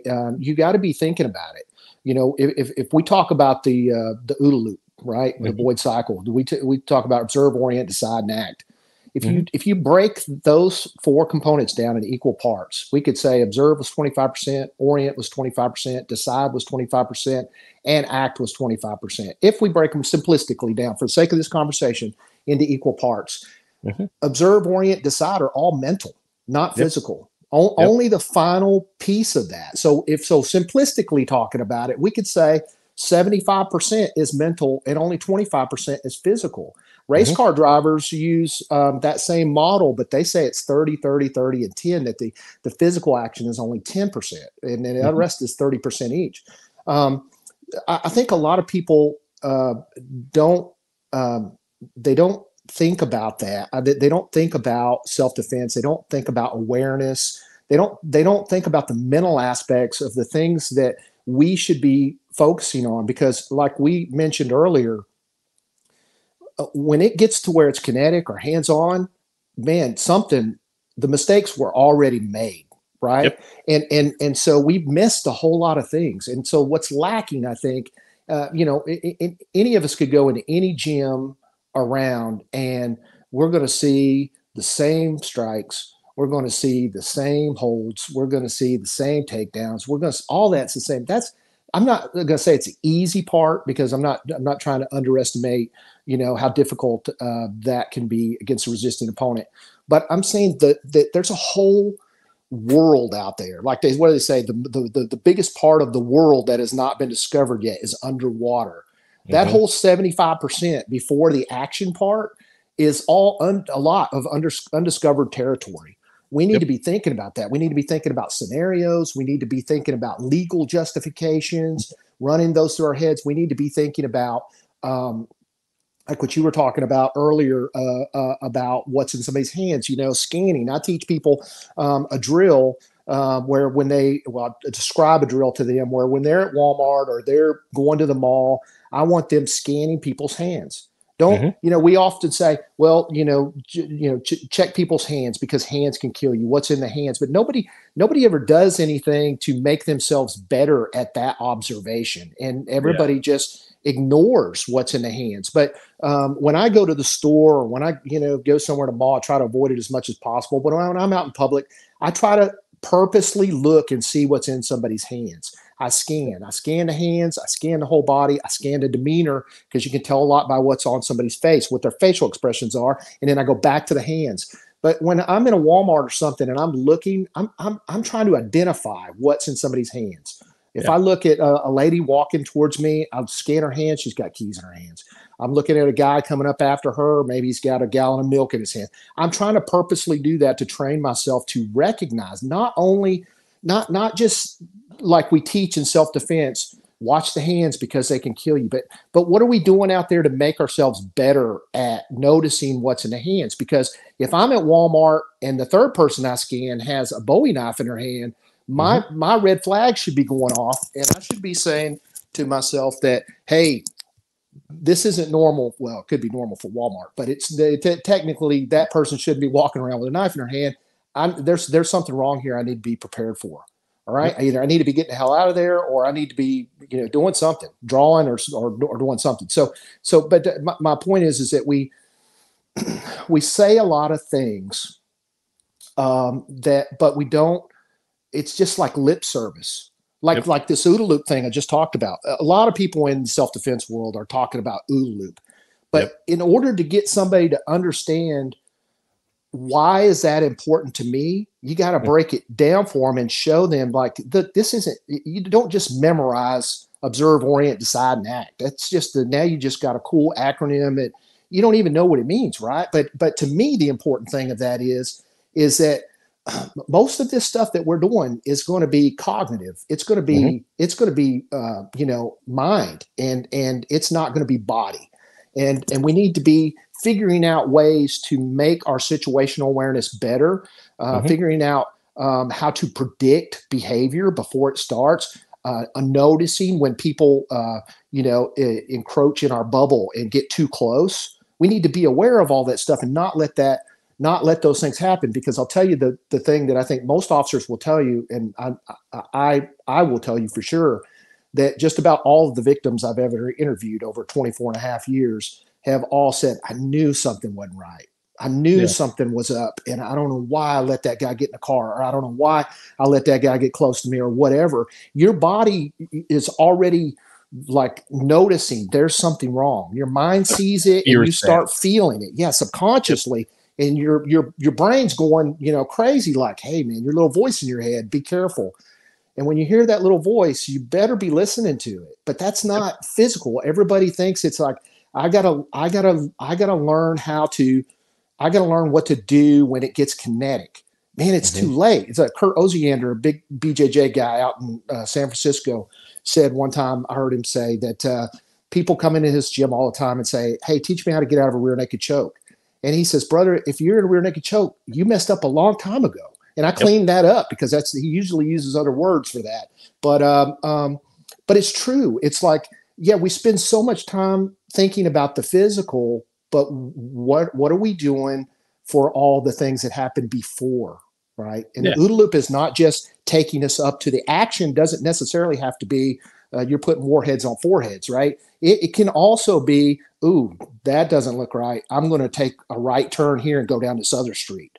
You went through the whole observe, orient, decide, and act, and your action was, I'm going to avoid. We need to be working on that, man, because that's what's really going to keep us safe. Because once the fists start flying and people start getting lifted up in the air and slammed on the ground, man, it's bad. It's bad. I don't care how much you know or who you think you are. It's just not good. Yeah, what's interesting from an education, there's a great bit in there. So from an education standpoint, there's a difference between statement and action, because the buzzwords, these highly marketable buzzwords like the OODA loop, all these acronyms, to include also pre-fight indicators, pre-violence indicators, these things particular to the market, those are statements rather than putting into practice daily as to how do I make that statement actually relevant. So again, practicing out there of like, we're going to sit there and observe. Yeah, people watching is one thing, but what are we people watching specifically for them? Are we watching, like you've been describing, watch the hands? Like, what are we watching the hands? Are we actually seeing what they're doing? Or belt scanning? One of my favorite things to do, because Alaska, we have constitutional carry, is my favorite game in public is who's got a gun and where is it? Because the fact is, it's relevant. And so out in practice, and I do this with my kids, like, who's got the gun? Observe who's got the gun. And it's a game, but that's practice rather than is it open carry up there or concealed? It's constitutional carry, so we can carry concealed and open permanently. Okay. So which is great, and it's practical because we have bears and crap up here. Oh yeah, you guys need it up there for sure. Yeah, but for the game, for the practice, it's one thing to make the statement of like, look for the gun. Yeah, let's actually put it to practice, and just that mindset is really important. And one of the things I keep coming back to when it comes to the physical standpoint, because again, once we get physical, we already failed, is dealing with this buzzword of pre-fight indicators and pre-violence indicators. And part of that cognitive standpoint is, as a training standpoint, I'm not trying to develop new techniques. I'm trying to figure out training modalities to situations so we can actually ask questions to develop better solutions from that. And this is where I talk about the principle of criminal creativity. Now, it's a statement, because other statements that we've heard in that same line of thought is that every time you step into a room, you should have a plan to kill everybody. Well, that's a macho statement, but let's put it into practice and reality. How would you cognitively work your way through that? And to switch the gears on that, you have to make the switch onto one, what's the context? Am I operational as an operator, or am I a criminal? And typically the line from the self-defense personal protection standpoint is, I'm the criminal. So I have to think about it as a criminal. How would I do this so I can better inform of how do I avoid this and respond to that? But that's hard for people to make that switch for the sake of morality, because I would never be a criminal. It's like, if you're going to teach this stuff, you have to think about this stuff. So, I don't know. Yeah, I got to meet a guy named Rigo Durazo years ago at a SWAT conference, and he was the combatives or defensive tactics guy for Chris Kyle when Chris Kyle was alive for that company, and he still is a part of that company now. He does things. I don't know how much he does with the combative side of it, but I know he's still involved in that. But man, that was a real interesting guy, and the guy had a booth set up, and he took about 2 hours out of his time just talking to me over at the side. Like, people were coming up to his booth, and he was like, not totally ignoring him, but I mean, he was really giving me some time, and he didn't know who I was. I was some guy. I had just finished a boxing match. I had 2 black eyes and a broken nose, and I was just some dumbass coming up there, talking to him, and he really spent some time with me. And the guy, based on what you said a minute ago, that deal from General Mattis about be polite and have a plan to kill everybody in the room. Yeah. It was which I posted not long ago, and I thought was funny. People commented that I stole that off Roadhouse and whatever. So anyway. My point is that he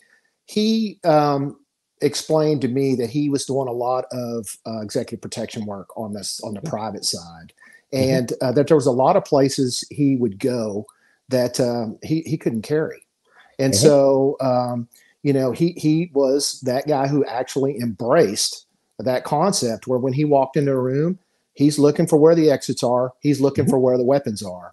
If you're in a dining type setting, knives on the table.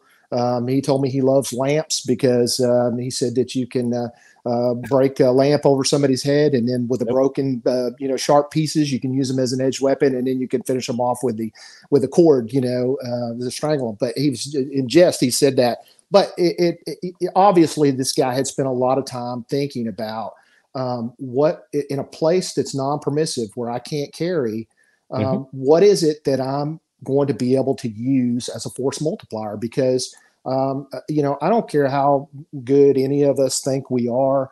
When fists start flying and people start getting grabbed, we don't fight like we think we can. We just don't. I mean, it looks ugly and it looks stupid, and you make mistakes, and it's just, again, we messed up a long time ago.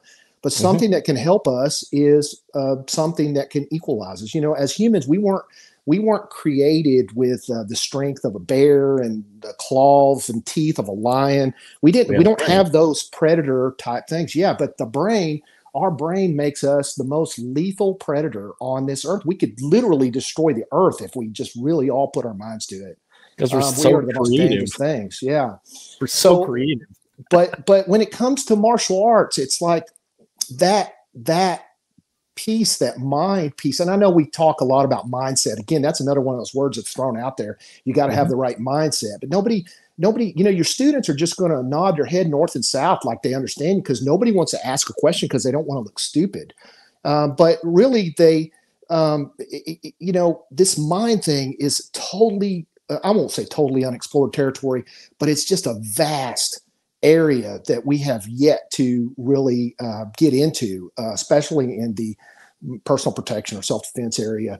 And there's a lot of stuff there, I believe, that it can help us. Look, I'm fixing to be 55, and I don't have the attributes that I had when I was younger. I don't. I don't have the flexibility. I don't have the power. I don't have the stamina. I know I hear people say, "Oh, that's all in your head." You just need to work out more and all that. No, it's not. Like, time is undefeated. Time wins, and time beats everybody. And so at some point, which is what I love so much about Filipino martial arts, is that it doesn't matter how large you are. It doesn't matter whether you're male or female. You learn how to use equalizers, and those equalizers will put you on a more fair playing field against somebody who is larger and who is stronger, and maybe who also has a blade or a stick. But it teaches you those things. Going back to Rigo Durazo, what I try to do when I travel is, especially to a non-permissive place when I'm not working in CID, if me and my wife are just going on vacation, like we went to Romania last year, I always travel with the same things. I travel with a D-ring that I can use for brass knuckles. So if you look at these things, this is illegal. TSA is not going to let you travel with it. I travel with this on my backpack, and TSA never says a word. Yep. A standard Surefire torch light that I have. A nice thick pen. Yep. I'd use a zebra pen, Zebra 701, or this blacked out zebra pen. And then I carry a tourniquet.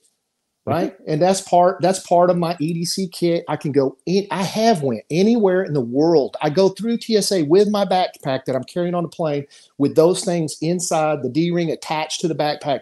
Nobody says a word because those things are not looked at as weapons. But if I needed to use them as something like that, I could. And it goes back. I want to go back to the importance of what FMA has taught me, right? Is that FMA has taught me about how to use a blunt instrument, right? And how to use an edged instrument, right? And so I don't have any training whatsoever in how to use a samurai sword. But because of the training that I have received on how an edge works and how a point works on a blade, I could pick up a samurai sword if I need to, and I could go to work. Yeah, and, that's what and I might not look like Toshiro Mifune, right? But I'm confident that I can protect myself without having to take kenjutsu classes 3 times a week. I could pick up a bow staff. I don't practice the bow staff. I'm not dogging people that do, but because I know how blunt force trauma works, I could pick up a bow staff, and if I had to use it to protect myself, I could do it. I could break a pool stick and turn it into an eskrima stick. I can use a broken piece of glass. I could use a screwdriver. There's things that I know how to use because FMA has taught me about tools and how to move those tools and targeting with those tools and different things like that. So I don't have to spend my life training in all kinds of martial arts. I just have to understand the concepts of how a blade works and how an impact weapon works. And then I can translate that into all different kinds of things, man. I mean, what Datu Kelly Warden says, connect the styles, make it your own, because in the end of it, it's just human movement. I will add to that is you have to put the combative context to put all that to work. And the beauty of what on the onset of what FMA is honest. FMA is honest that the tool does what the tool does. Where it gets complicated is when we have these dedicated esoteric principles attached to stuff, cultural overlays, trying to sell what is not applicable, because just because it's edged weapons doesn't mean it's actually appropriate or contextually appropriate based upon badge and profession. And this is where I run into the issue about the divergence of keeping it simple, and are we trying to sell a curriculum? Because longevity in teaching the arts and the heritage and all the ethnic based studies is important, because I find that important about my culture. But just like martial arts, is martial arts fighting? It comes from fighting, but not all martial arts is applicable to fighting. Because honestly, in Alaska, I'm not going to do a wonderful roundhouse kick or a jumping spinning kick when it's snow and ice 90% of the time here. So it's physically possible, but am I going to put it in the context? Probably not. Right. Yeah, training when I was up in DC back in 2012 to 2014, I was able, because Bruce Chu was living up there in Virginia at the time, I was able to do a lot of private training with Bruce. He actually got me. He was the one who basically started me on my journey, primarily for the knife stuff. I was into knife stuff before that, but I didn't know anybody that really knew anything about knife and stick stuff until I met Bruce. And Bruce is just he's one of a kind, man. Bruce can do things that I've never seen any other human being be able to do. Same with Paul Vunek. I've been fortunate enough to train with those two guys. And Bruce, used to tell me, because it took me a long time to get Sinawali. Like Bruce was really getting worried about me, because like the 3 Sinawali in Modern Art East, he was I was having problems with just the single and the double, so I questioned, because I was having such a hard time with it, as I questioned years ago in Taekwondo about the forms, the Pumse. Do I really need to know this? Because my mind, it's so hard for me with patterns. I don't know why. For some reason, the patterns in my mind, they don't mix well. And I used to talk with Bruce about things like Sobrata and Sinawali and things, and is that really combative? Is that really important? And Bruce said to me something that I thought was just profound, and it stuck with me since then, is that the Senawali and the different things like that, different drills you might do are not may not be applicable, may not be combat applicable in of themselves. But the attributes that you develop are directly applicable to combat. So the speed, the coordination, the timing, the distance, the accuracy, the target acquisition, the threat recognition, all those things that you're learning from those drills. For me, again, sometimes I get a bad rap that I don't like. I'm not a traditionalist. I don't consider myself a traditionalist, but I still do traditional things, and I still think there's great value in a lot of traditional type drills and a lot of traditional things. And me and Chuck work on a lot of Senawali. We work on a lot of Sombrata and things like that. And those things are important because they're attribute development. You know, like I said, I didn't used to like to do forms for Taekwondo, and I haven't done forms in years. But I used to think to myself that, what is the purpose of doing these forms, doing all these pumse, these katas? It has nothing to do with fighting, right? No, it's not the technique. It's actually the application, the cognitive application, trying to put it in context. But now the older Jim Webster, the one that's about to turn 55, you know, realizes that old Chinese saying about, you know, there are two opponents, the inner opponent and the outer opponent, and things like that. And about doing things that are not contrary to your own health and longevity. Now I see these guys who are Korean grandmasters or Japanese grandmasters or Chinese grandmasters that are in their 70s, 80s, 90s doing forms. They weren't doing those forms to learn how to fight. They were doing those forms to keep their flexibility and to keep their balance and to keep their power and their speed and all of these things that fail as we get older. And now it's just like I'm thinking to myself, man, I should have been doing forms all these time, right? Because now I don't have any flexibility hardly. And, you know, my power's gone. And it's just like, there's a reason these things are done. And it's just sometimes, most of the time, I believe, it's just we don't comprehend because we don't understand that 75% before it gets to the 25% on the UDA, how important the mental thing is. We don't understand the context, and we just say, we shouldn't do those. That doesn't have anything to do with fighting, when really the guys before us, they had it all figured out. They'd already been through all that, and they knew what was best, you know? Yep. So. And this is where I'm finding at my approaching 40 with a lot of injuries, mainly a lot of cognitive injuries because I have a TBI and 20 years of combat sports. So I have had a few concussions and I have some serious diagnoses about cognitive decline. And so what I'm finding is with FMA, I'm not training FMA for fighting. I've already done a lot of fighting. Right. What I use FMA is for neurocognitive rehabilitation.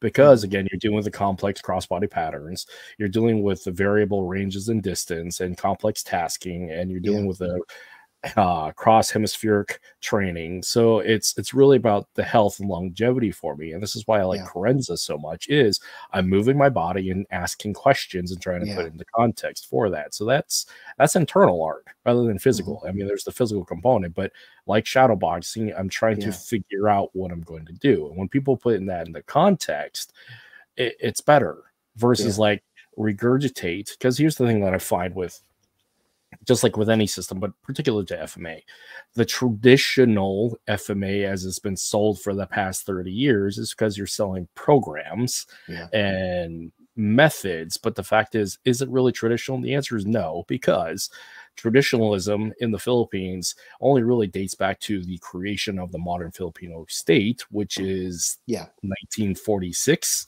Right. So prior to that, we were a variety of tribal nations that had, one tribe does this, one tribe does that. And then later during the colonial era, is that like you had this guy did this guy did that. But is there a traditional lineage? The answer is no, because it stayed within one generation. Right. It wasn't anything like we see FMA today. No, FMA and the tradition of FMA is really only 30 years old and Yeah. predominantly developed here in the West. Yeah, I agree with that. Yeah, and Mhm. putting that into context is really important. And this is where I find with people like Bruce Chu, I've not met him or spoken to him, but I'm fairly good friends at this point with his son, Yeah. Chris. Mhm. And the thing that I find what's informative from him is he's put it into the context of actual usage because Bruce was a cop. Yeah, he was. So, Yep. and so with that, they're speaking, you and him are speaking the same language, Yeah. and it's no longer about the theory. He's able to put that theory into practice, having done that. And this is, Right. and that is important for trying to tell or trying to say what we're going to say to a body of students as to here's the reasons why we do this, because your profession requires it, versus as a practitioner, a hobbyist, and a theoreticist that may use this. Yeah. But the fact is, it depends upon what you're going to do with it and if you have to deal with it, which kind of leads into a segue. I had an earlier question that I need to get to, Mhm. but I had this one gentleman who had a question about this particular sequence because it is, I mean, it's police, this is police doctrine, and there's some pseudo FMA stuff in here, but reality is it's just combatives with a blunt object. So there is a procedure here, a tool specific and particular to a profession.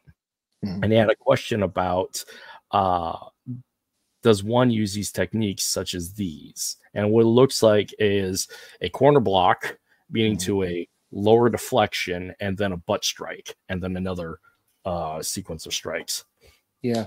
So I think this is taken from the old FBI baton manual. Mhm. I picture's kind of small, but I recognize that cover on there. Mhm. There's different ways to skin a cat. Mhm. I'm not saying that this isn't a way, but it's not the way that I teach it. Right now, I do believe in butt strokes with a baton. I Oh think yeah. that depending on how we grab the baton, that extra we leave at the puño end is not just for hooking. I can also strike with that. I can do hammer strikes. I can do butt strokes with that. I do teach that if it's something that's warranted. Um, Mhm. but this first block that he's doing looks like two hands. It's really kind of small, and I got my Yeah. glasses on, but it looks like he's doing a block with two hands, and he's moving to the inside, and then he's pulling the arm down. So I'll tell you what I do is what I teach officers is that I teach them this basic X block. And Mhm. it's more of an hourglass, I guess, in shape. But just for simplicity, I call it the X block. Now, Mhm. somebody could say, well, that's not a block, that's a strike, right? Well, again, you got to go back to the terminology from a legal standpoint. And I call it a block because my intent is I'm blocking the kinetic aggression that's coming at me with a punch, right? Mhm. And so if I do this downward, let's say angle one block coming down with my baton, Mhm. and I make contact with that punch that's coming at me, well, there's 27 small bones in the hand, right? And if they make contact with my baton, they lose every time. Mhm. Or if I hit the wrist or hit the forearm, it depends on how fast the person's moving, how fast my block gets there. There's a lot of things will factor into my interception in time and space. But that X block, and the reason I do a full X is because if I miss that first punch, usually people throw punches in bunches. So that Mhm. second punch is coming in, and maybe my angle two coming down on the completing the X will catch that second one. But if I make contact one time, that hand's going to draw back theoretically, and Mhm. he's going to realize, hey, maybe that wasn't a great idea for me to throw a punch at Yep. him. All right, and I'm going to notice that, and from that point, I can either be creating distance, or if I have other officers there, I can move in, and even with my baton, I can go in and I can do controls. I teach a figure four, I teach shoulder pin, I teach things like that. Um, Mhm. but um, but legal wise, because I had a guy who was a court expert in my last class, and he was asking me about wouldn't it technically be considered a strike? But I can articulate why I'm using it. If I just walk up to somebody and I strike them on their leg, this common peroneal thing, then yeah, I'm striking them, right? But I'm not the one deciding on whether to hit your hand as it comes in. You're the one making me do that because you're throwing that. Yeah, you're throwing that, and I'm just simply trying to block it because I can articulate what would happen if your fist makes contact with my jaw and then I go out. Now, there's totality of circumstances here. I could be all by myself. I don't, you could, be saying you're going to kill me. There's all different kinds of things. I could be a lot smaller than you, older than you.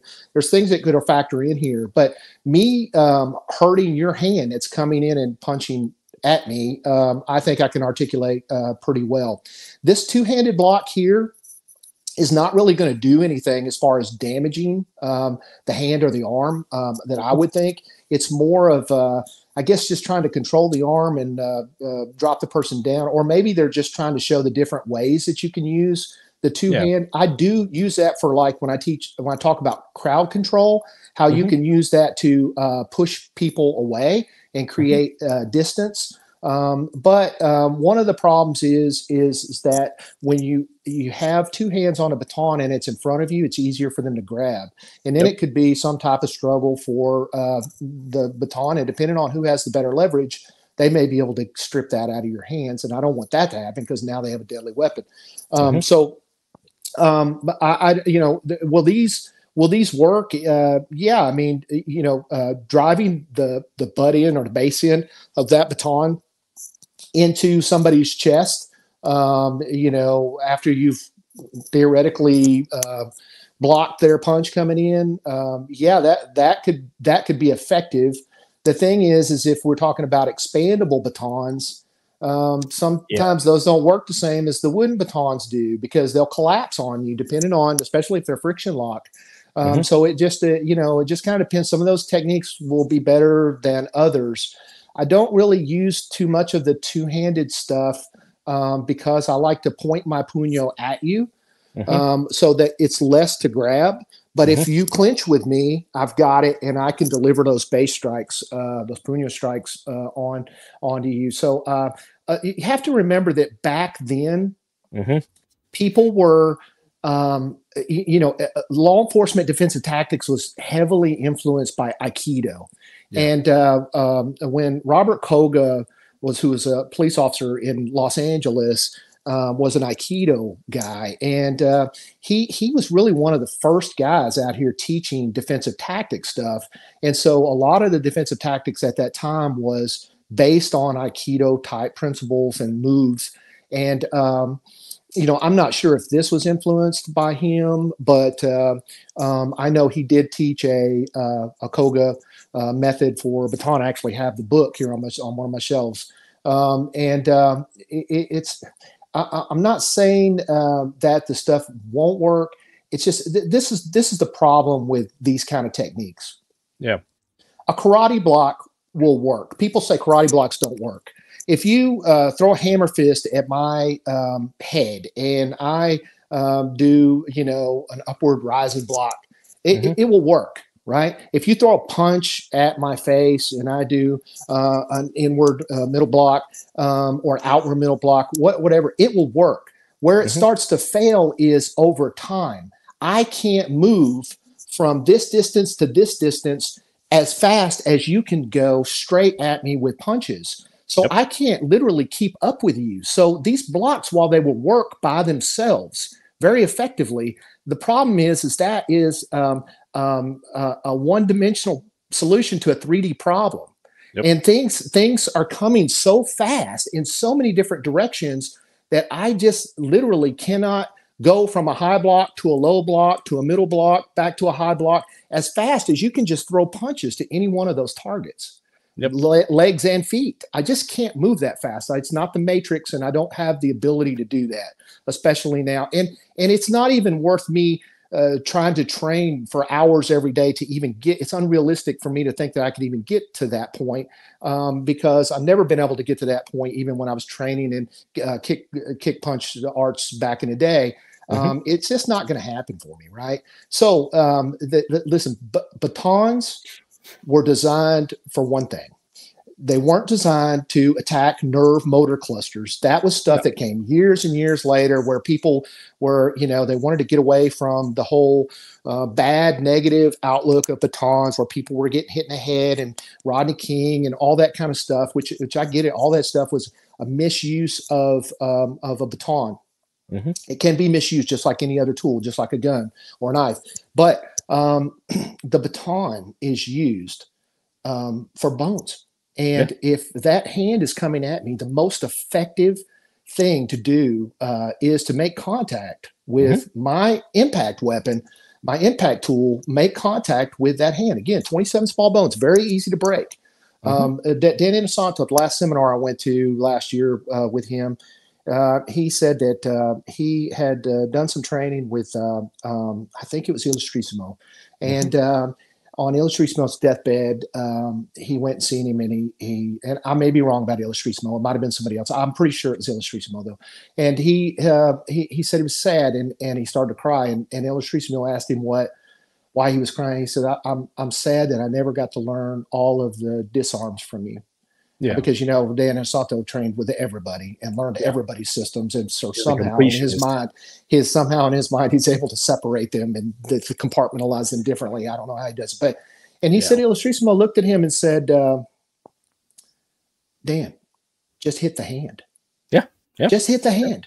Right. And that is the secret. So like you said a little while ago, we have these systems that are designed to give people more because they want more, and maybe the instructor wants to keep them as a student longer to keep making money. Whatever. There's various reasons. Why somebody teaches, puts more and more and builds more and more onto their curriculum. But at the end of the day, what's important is just hit the hand. And for cops, what's more simple than to tell them, if you have your baton out, which, let me just add, this is going to be very rare. Right, because a baton is not going to be the first tool that I'm going to select off of my belt. Right. Yeah. But I may have it. But people ask me, well, what scenario would an officer have a baton out and somebody starts to punch at them? Right. Well, it could be that I'm the backup officer and I see that he's arguing with the primary officer, and I teach a technique where the baton is collapsed. And I just fold my arms, and it's just underneath my arms, or here in Jack Benny, and I'm here, and I'm not displaying the baton, but I have it ready. And if I need it, because it's not a situation where I think the guy's going for a knife or something like that. It may require a baton, and baton will be justified to use. Then I'll conceal it that way, and I'll be able to open it really fast, or I can use it in a closed position. It just depends.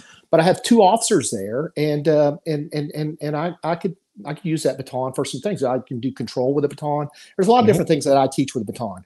But it could also be I'm knocking on a door, because we often use the batons to knock on doors because it's very loud and it wakes up dopers who are sleeping during the day, and it's very effective for that. And maybe that door slings open, and when it does, the person's coming at me while I'm on the front porch swinging at me, and I've already got this baton in my hand. Well, instead of me throwing down the baton and then trying to back step off the porch and fall down while I transition to whatever else on my belt, OC spray or taser or whatever is appropriate, I've already got this baton in my hand, and I can do things with it closed or open. So I teach officers those simple things. And to me, if somebody is combative, like it looks in this first picture underneath the cover of the manual, if they're throwing a punch at me, I want to defang, or take the hand, as I call it, because I'm describing to a chief of police what it is I'm teaching officers. A technique called defanging a snake sometimes seems a little weird. So I just call it taking a hand, because that's what they used to call it in the old knife manuals, World War II type stuff. But I'm going to damage that hand because, as they often say, the steel was made for flesh and the wood was made for bone. And that has not changed. That is a constant concept of these tools and how to wield them. I'm not looking for nerve motor points. If you get to, one of the things I teach in my class is I teach them, I start them out getting into a position where they can actually reach the common peroneal with the baton. And then as that's typically a deal where they have their hand out and then they're, simulating striking the compronio. And then I just have them stop in that position, freeze in that position. And then the person role playing the bad guy, I just have them just do whatever, simulate whatever they think they can do, grabbing the hair, hitting, pulling the neck down or pushing the neck down, whatever it is. And to show them how vulnerable they are in that position. You're actually getting sucked into a range if you're going after a common peroneal. And I've seen people strike I've seen cops strike people with a common peroneal strike, and it bent the baton. It bent the metal baton, and the person didn't even feel it. It's target and tool fixation. Right. Because again, like taking the hand, defanging the snake, the technical term that I use is destruction by it's disarmed by destruction. Yeah, I just can't. I got to be careful about my terminology because if I, if I say I'm doing destruction, the chiefs and admin types get a little bit, destruction. You're destroying something. Because what's interesting, talking about like terminology and concepts. So you use the term block, and this, in the way that I've taught, is just to change the mindset, because this aspect of blocking is reactionary, and we want to take the initiative and be proactive, attack the attack. The block isn't necessarily a block. It's an intercepting strike proceeding to another strike, because what we're trying to do is intercept, deflect, and engage. Now, that's cool for the curriculum, but again, we have to put it in the context. And this is where I find with things that are influenced by classical Asiatic martial arts like Aikido, which I appreciate Aikido for what it does, is, for one, you're constantly trying to redirect off the line. Because, again, things that we like to do, the predominant thing I'm consistently trying to do is get off the center line and get to the 3 or 5 o'clock, because that's the most advantageous position for me.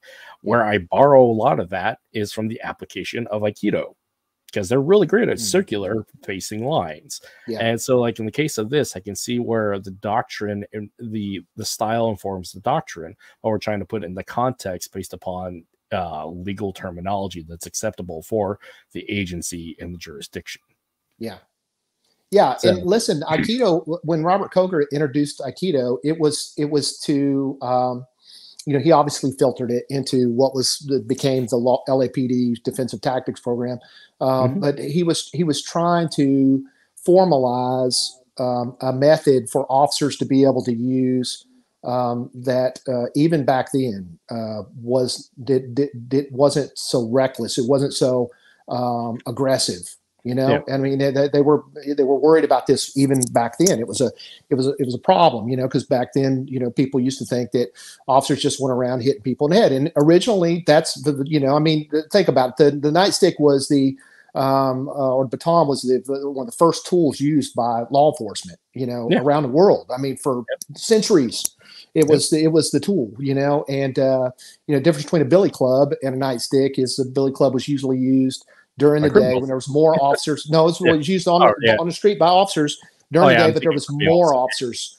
There was more officers on the street. So, and there wasn't as much crime theoretically, like over in Europe and things like that during the day. And the nightstick was a longer stick because there was less officers on the street. They needed more reach, and, they could use two hands on some of that stuff. And so things, tactics started to be built around tools and links of tools and different reasons.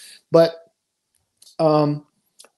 this terminology thing is a big deal, and it's not just a big deal for police. It's also a big deal for people who are interested in personal protection, self-defense, because when it goes to court, and it very well could,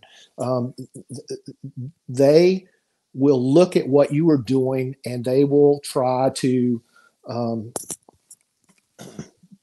they will try to determine if you used whatever force you used inappropriately. Okay. And when I say a block, we could say that's just semantics, and it really is a strike. I'm just calling it a block, which I've been asked before. Hey, even though you call it a block doesn't mean it's a block, because in court they might say it's a strike. Well, they may very well say it's a strike in court. The thing is I can articulate is the reason I call it a block is because I'm blocking the aggression that's coming at me, and I know what the consequences are if I don't block it.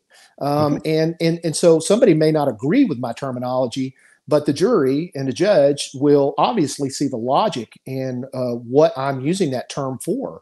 And that's what we want That's what we want if we have to go to court, because we have to survive the physical engagement and then the subsequent legal engagement. We can only assume. I had somebody ask me sent me a message on Instagram a while back and said, the lawfare, as we call it, is not really a survival situation. And I just sent a message to that person back, and I said, when there's something that can literally change your life forever, it can remove you from your loved ones and everyone that you hold dear for years and years and years, potentially the rest of your life. That all rests on the fate of what somebody determined on what you did was appropriate or not. That's survival. It is indeed survival. It'll change your life forever. And terminology, I want the terminology when I'm in court to reflect that my intent is not to go out here and hit people with sticks, but my intent is to protect myself so I can go home to my family at night. And if I have to block this aggression that's coming at me, it's not me that made that decision. It was the other person. Same way with a knife. If I don't want to carry one of these knives around that has the Punisher skull on it, or something that has these words. I see a lot of blades that are that have these real aggressive symbols on them, and I tell officers that that's probably not a great duty knife for a folder, because in court they're going to hold that up. And if it's some karambit that's fully serrated, or the Spyderco matriarch, the same people that think that an AR is more deadly than a hunting rifle are going to look at that knife, and they're going to be judging you and saying, oh my God, that knife can only be used at killing. It doesn't look like anything you would use to prepare food, anything that anybody, sometimes I would imagine it would be the first time anybody's ever even heard or seen of a karambit. Now, people have argued with me. Everybody knows what a karambit. Everybody knows what a karambit is. You know who doesn't know what a karambit is? Paul Vunak. Paul Vunak doesn't know what a karambit is. I talked to Paul one time years ago. I said, Paul, how come you don't teach the karambit? He said, I don't know what that is. What is that? So not everybody knows what a karambit is, right? And Paul left. He stopped training with Dan and Santo before Dan started getting heavily into Indonesian martial arts. So, his defense, that's why he wasn't really exposed to that part of the training.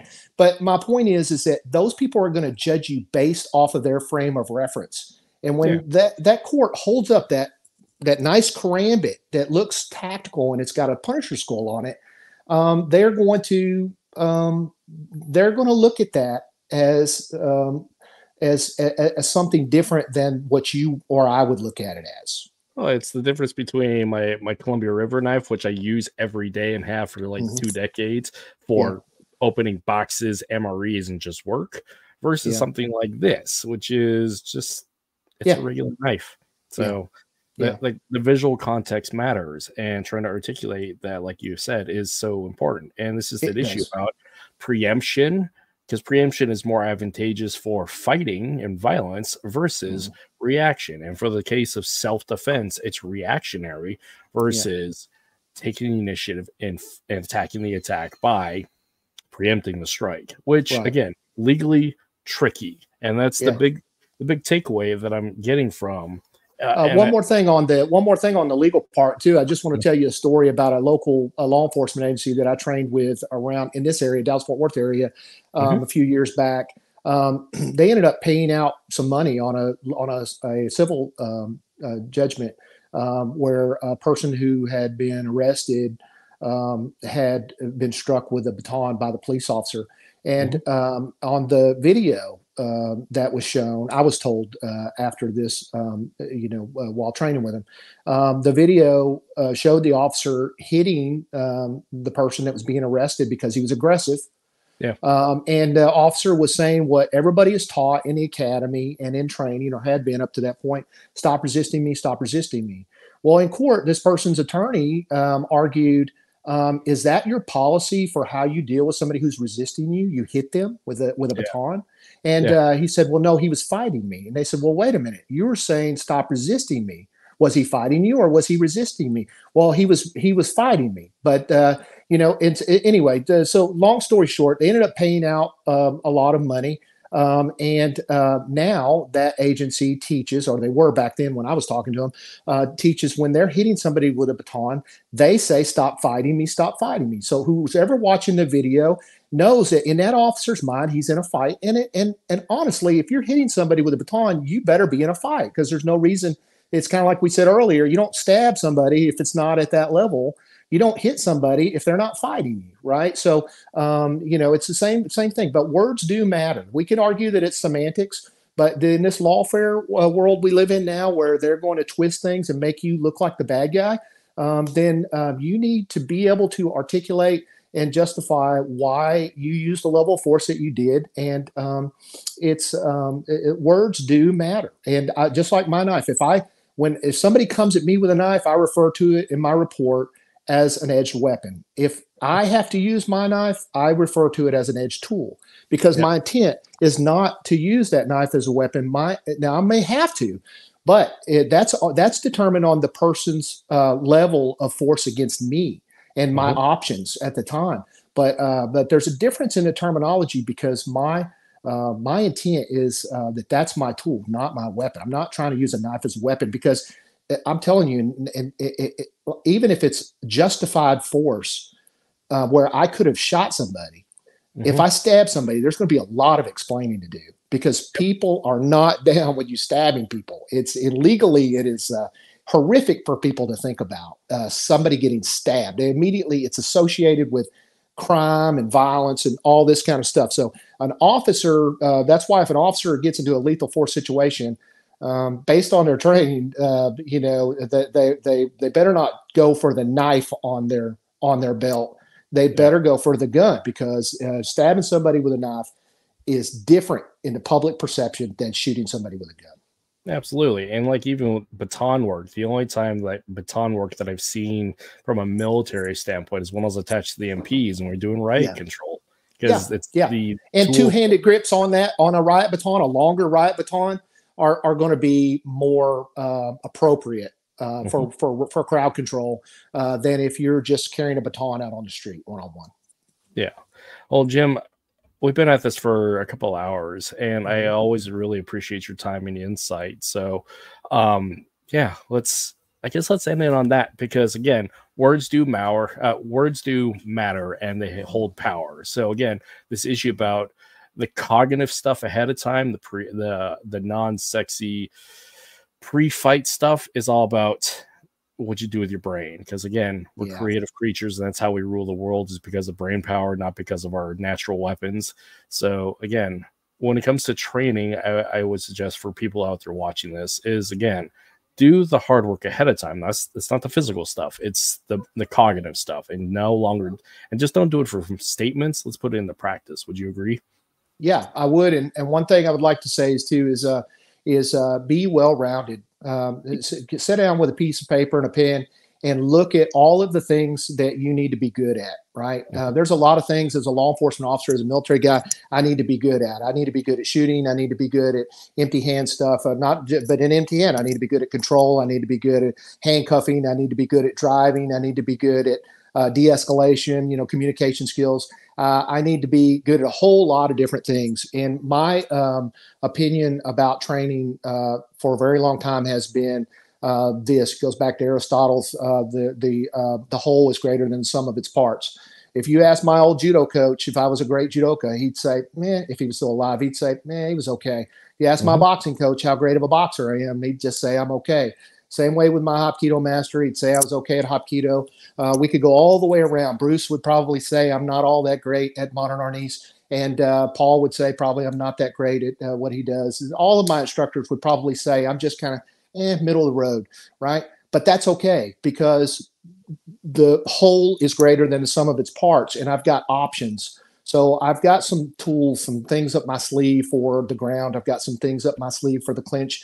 I've got some things up my sleeve for the knife and the baton, and for driving and shooting and all of those things. And I can flow, if we look at those things in a circle and I'm in the middle, I can flow in between those things as needed. And those things become force multipliers. I don't have to be a master at any of them. I don't have to be the greatest in the world at any of them. And at 55 years old, I'm not going to be. I'm not fooling anybody, right?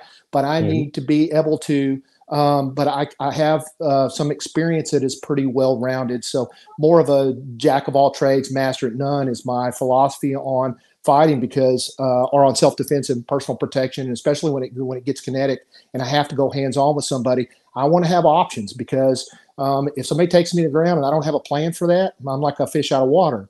And if I can't take somebody to the ground and I don't know how to do stand-up, then and somebody, I just has some good takedown defense, then again, I'm at a loss. So I need to be pretty good at a lot of different things, and there's just not enough time in anybody's life, no matter who you are, because of kids and work and whatever else is pulling your time from you.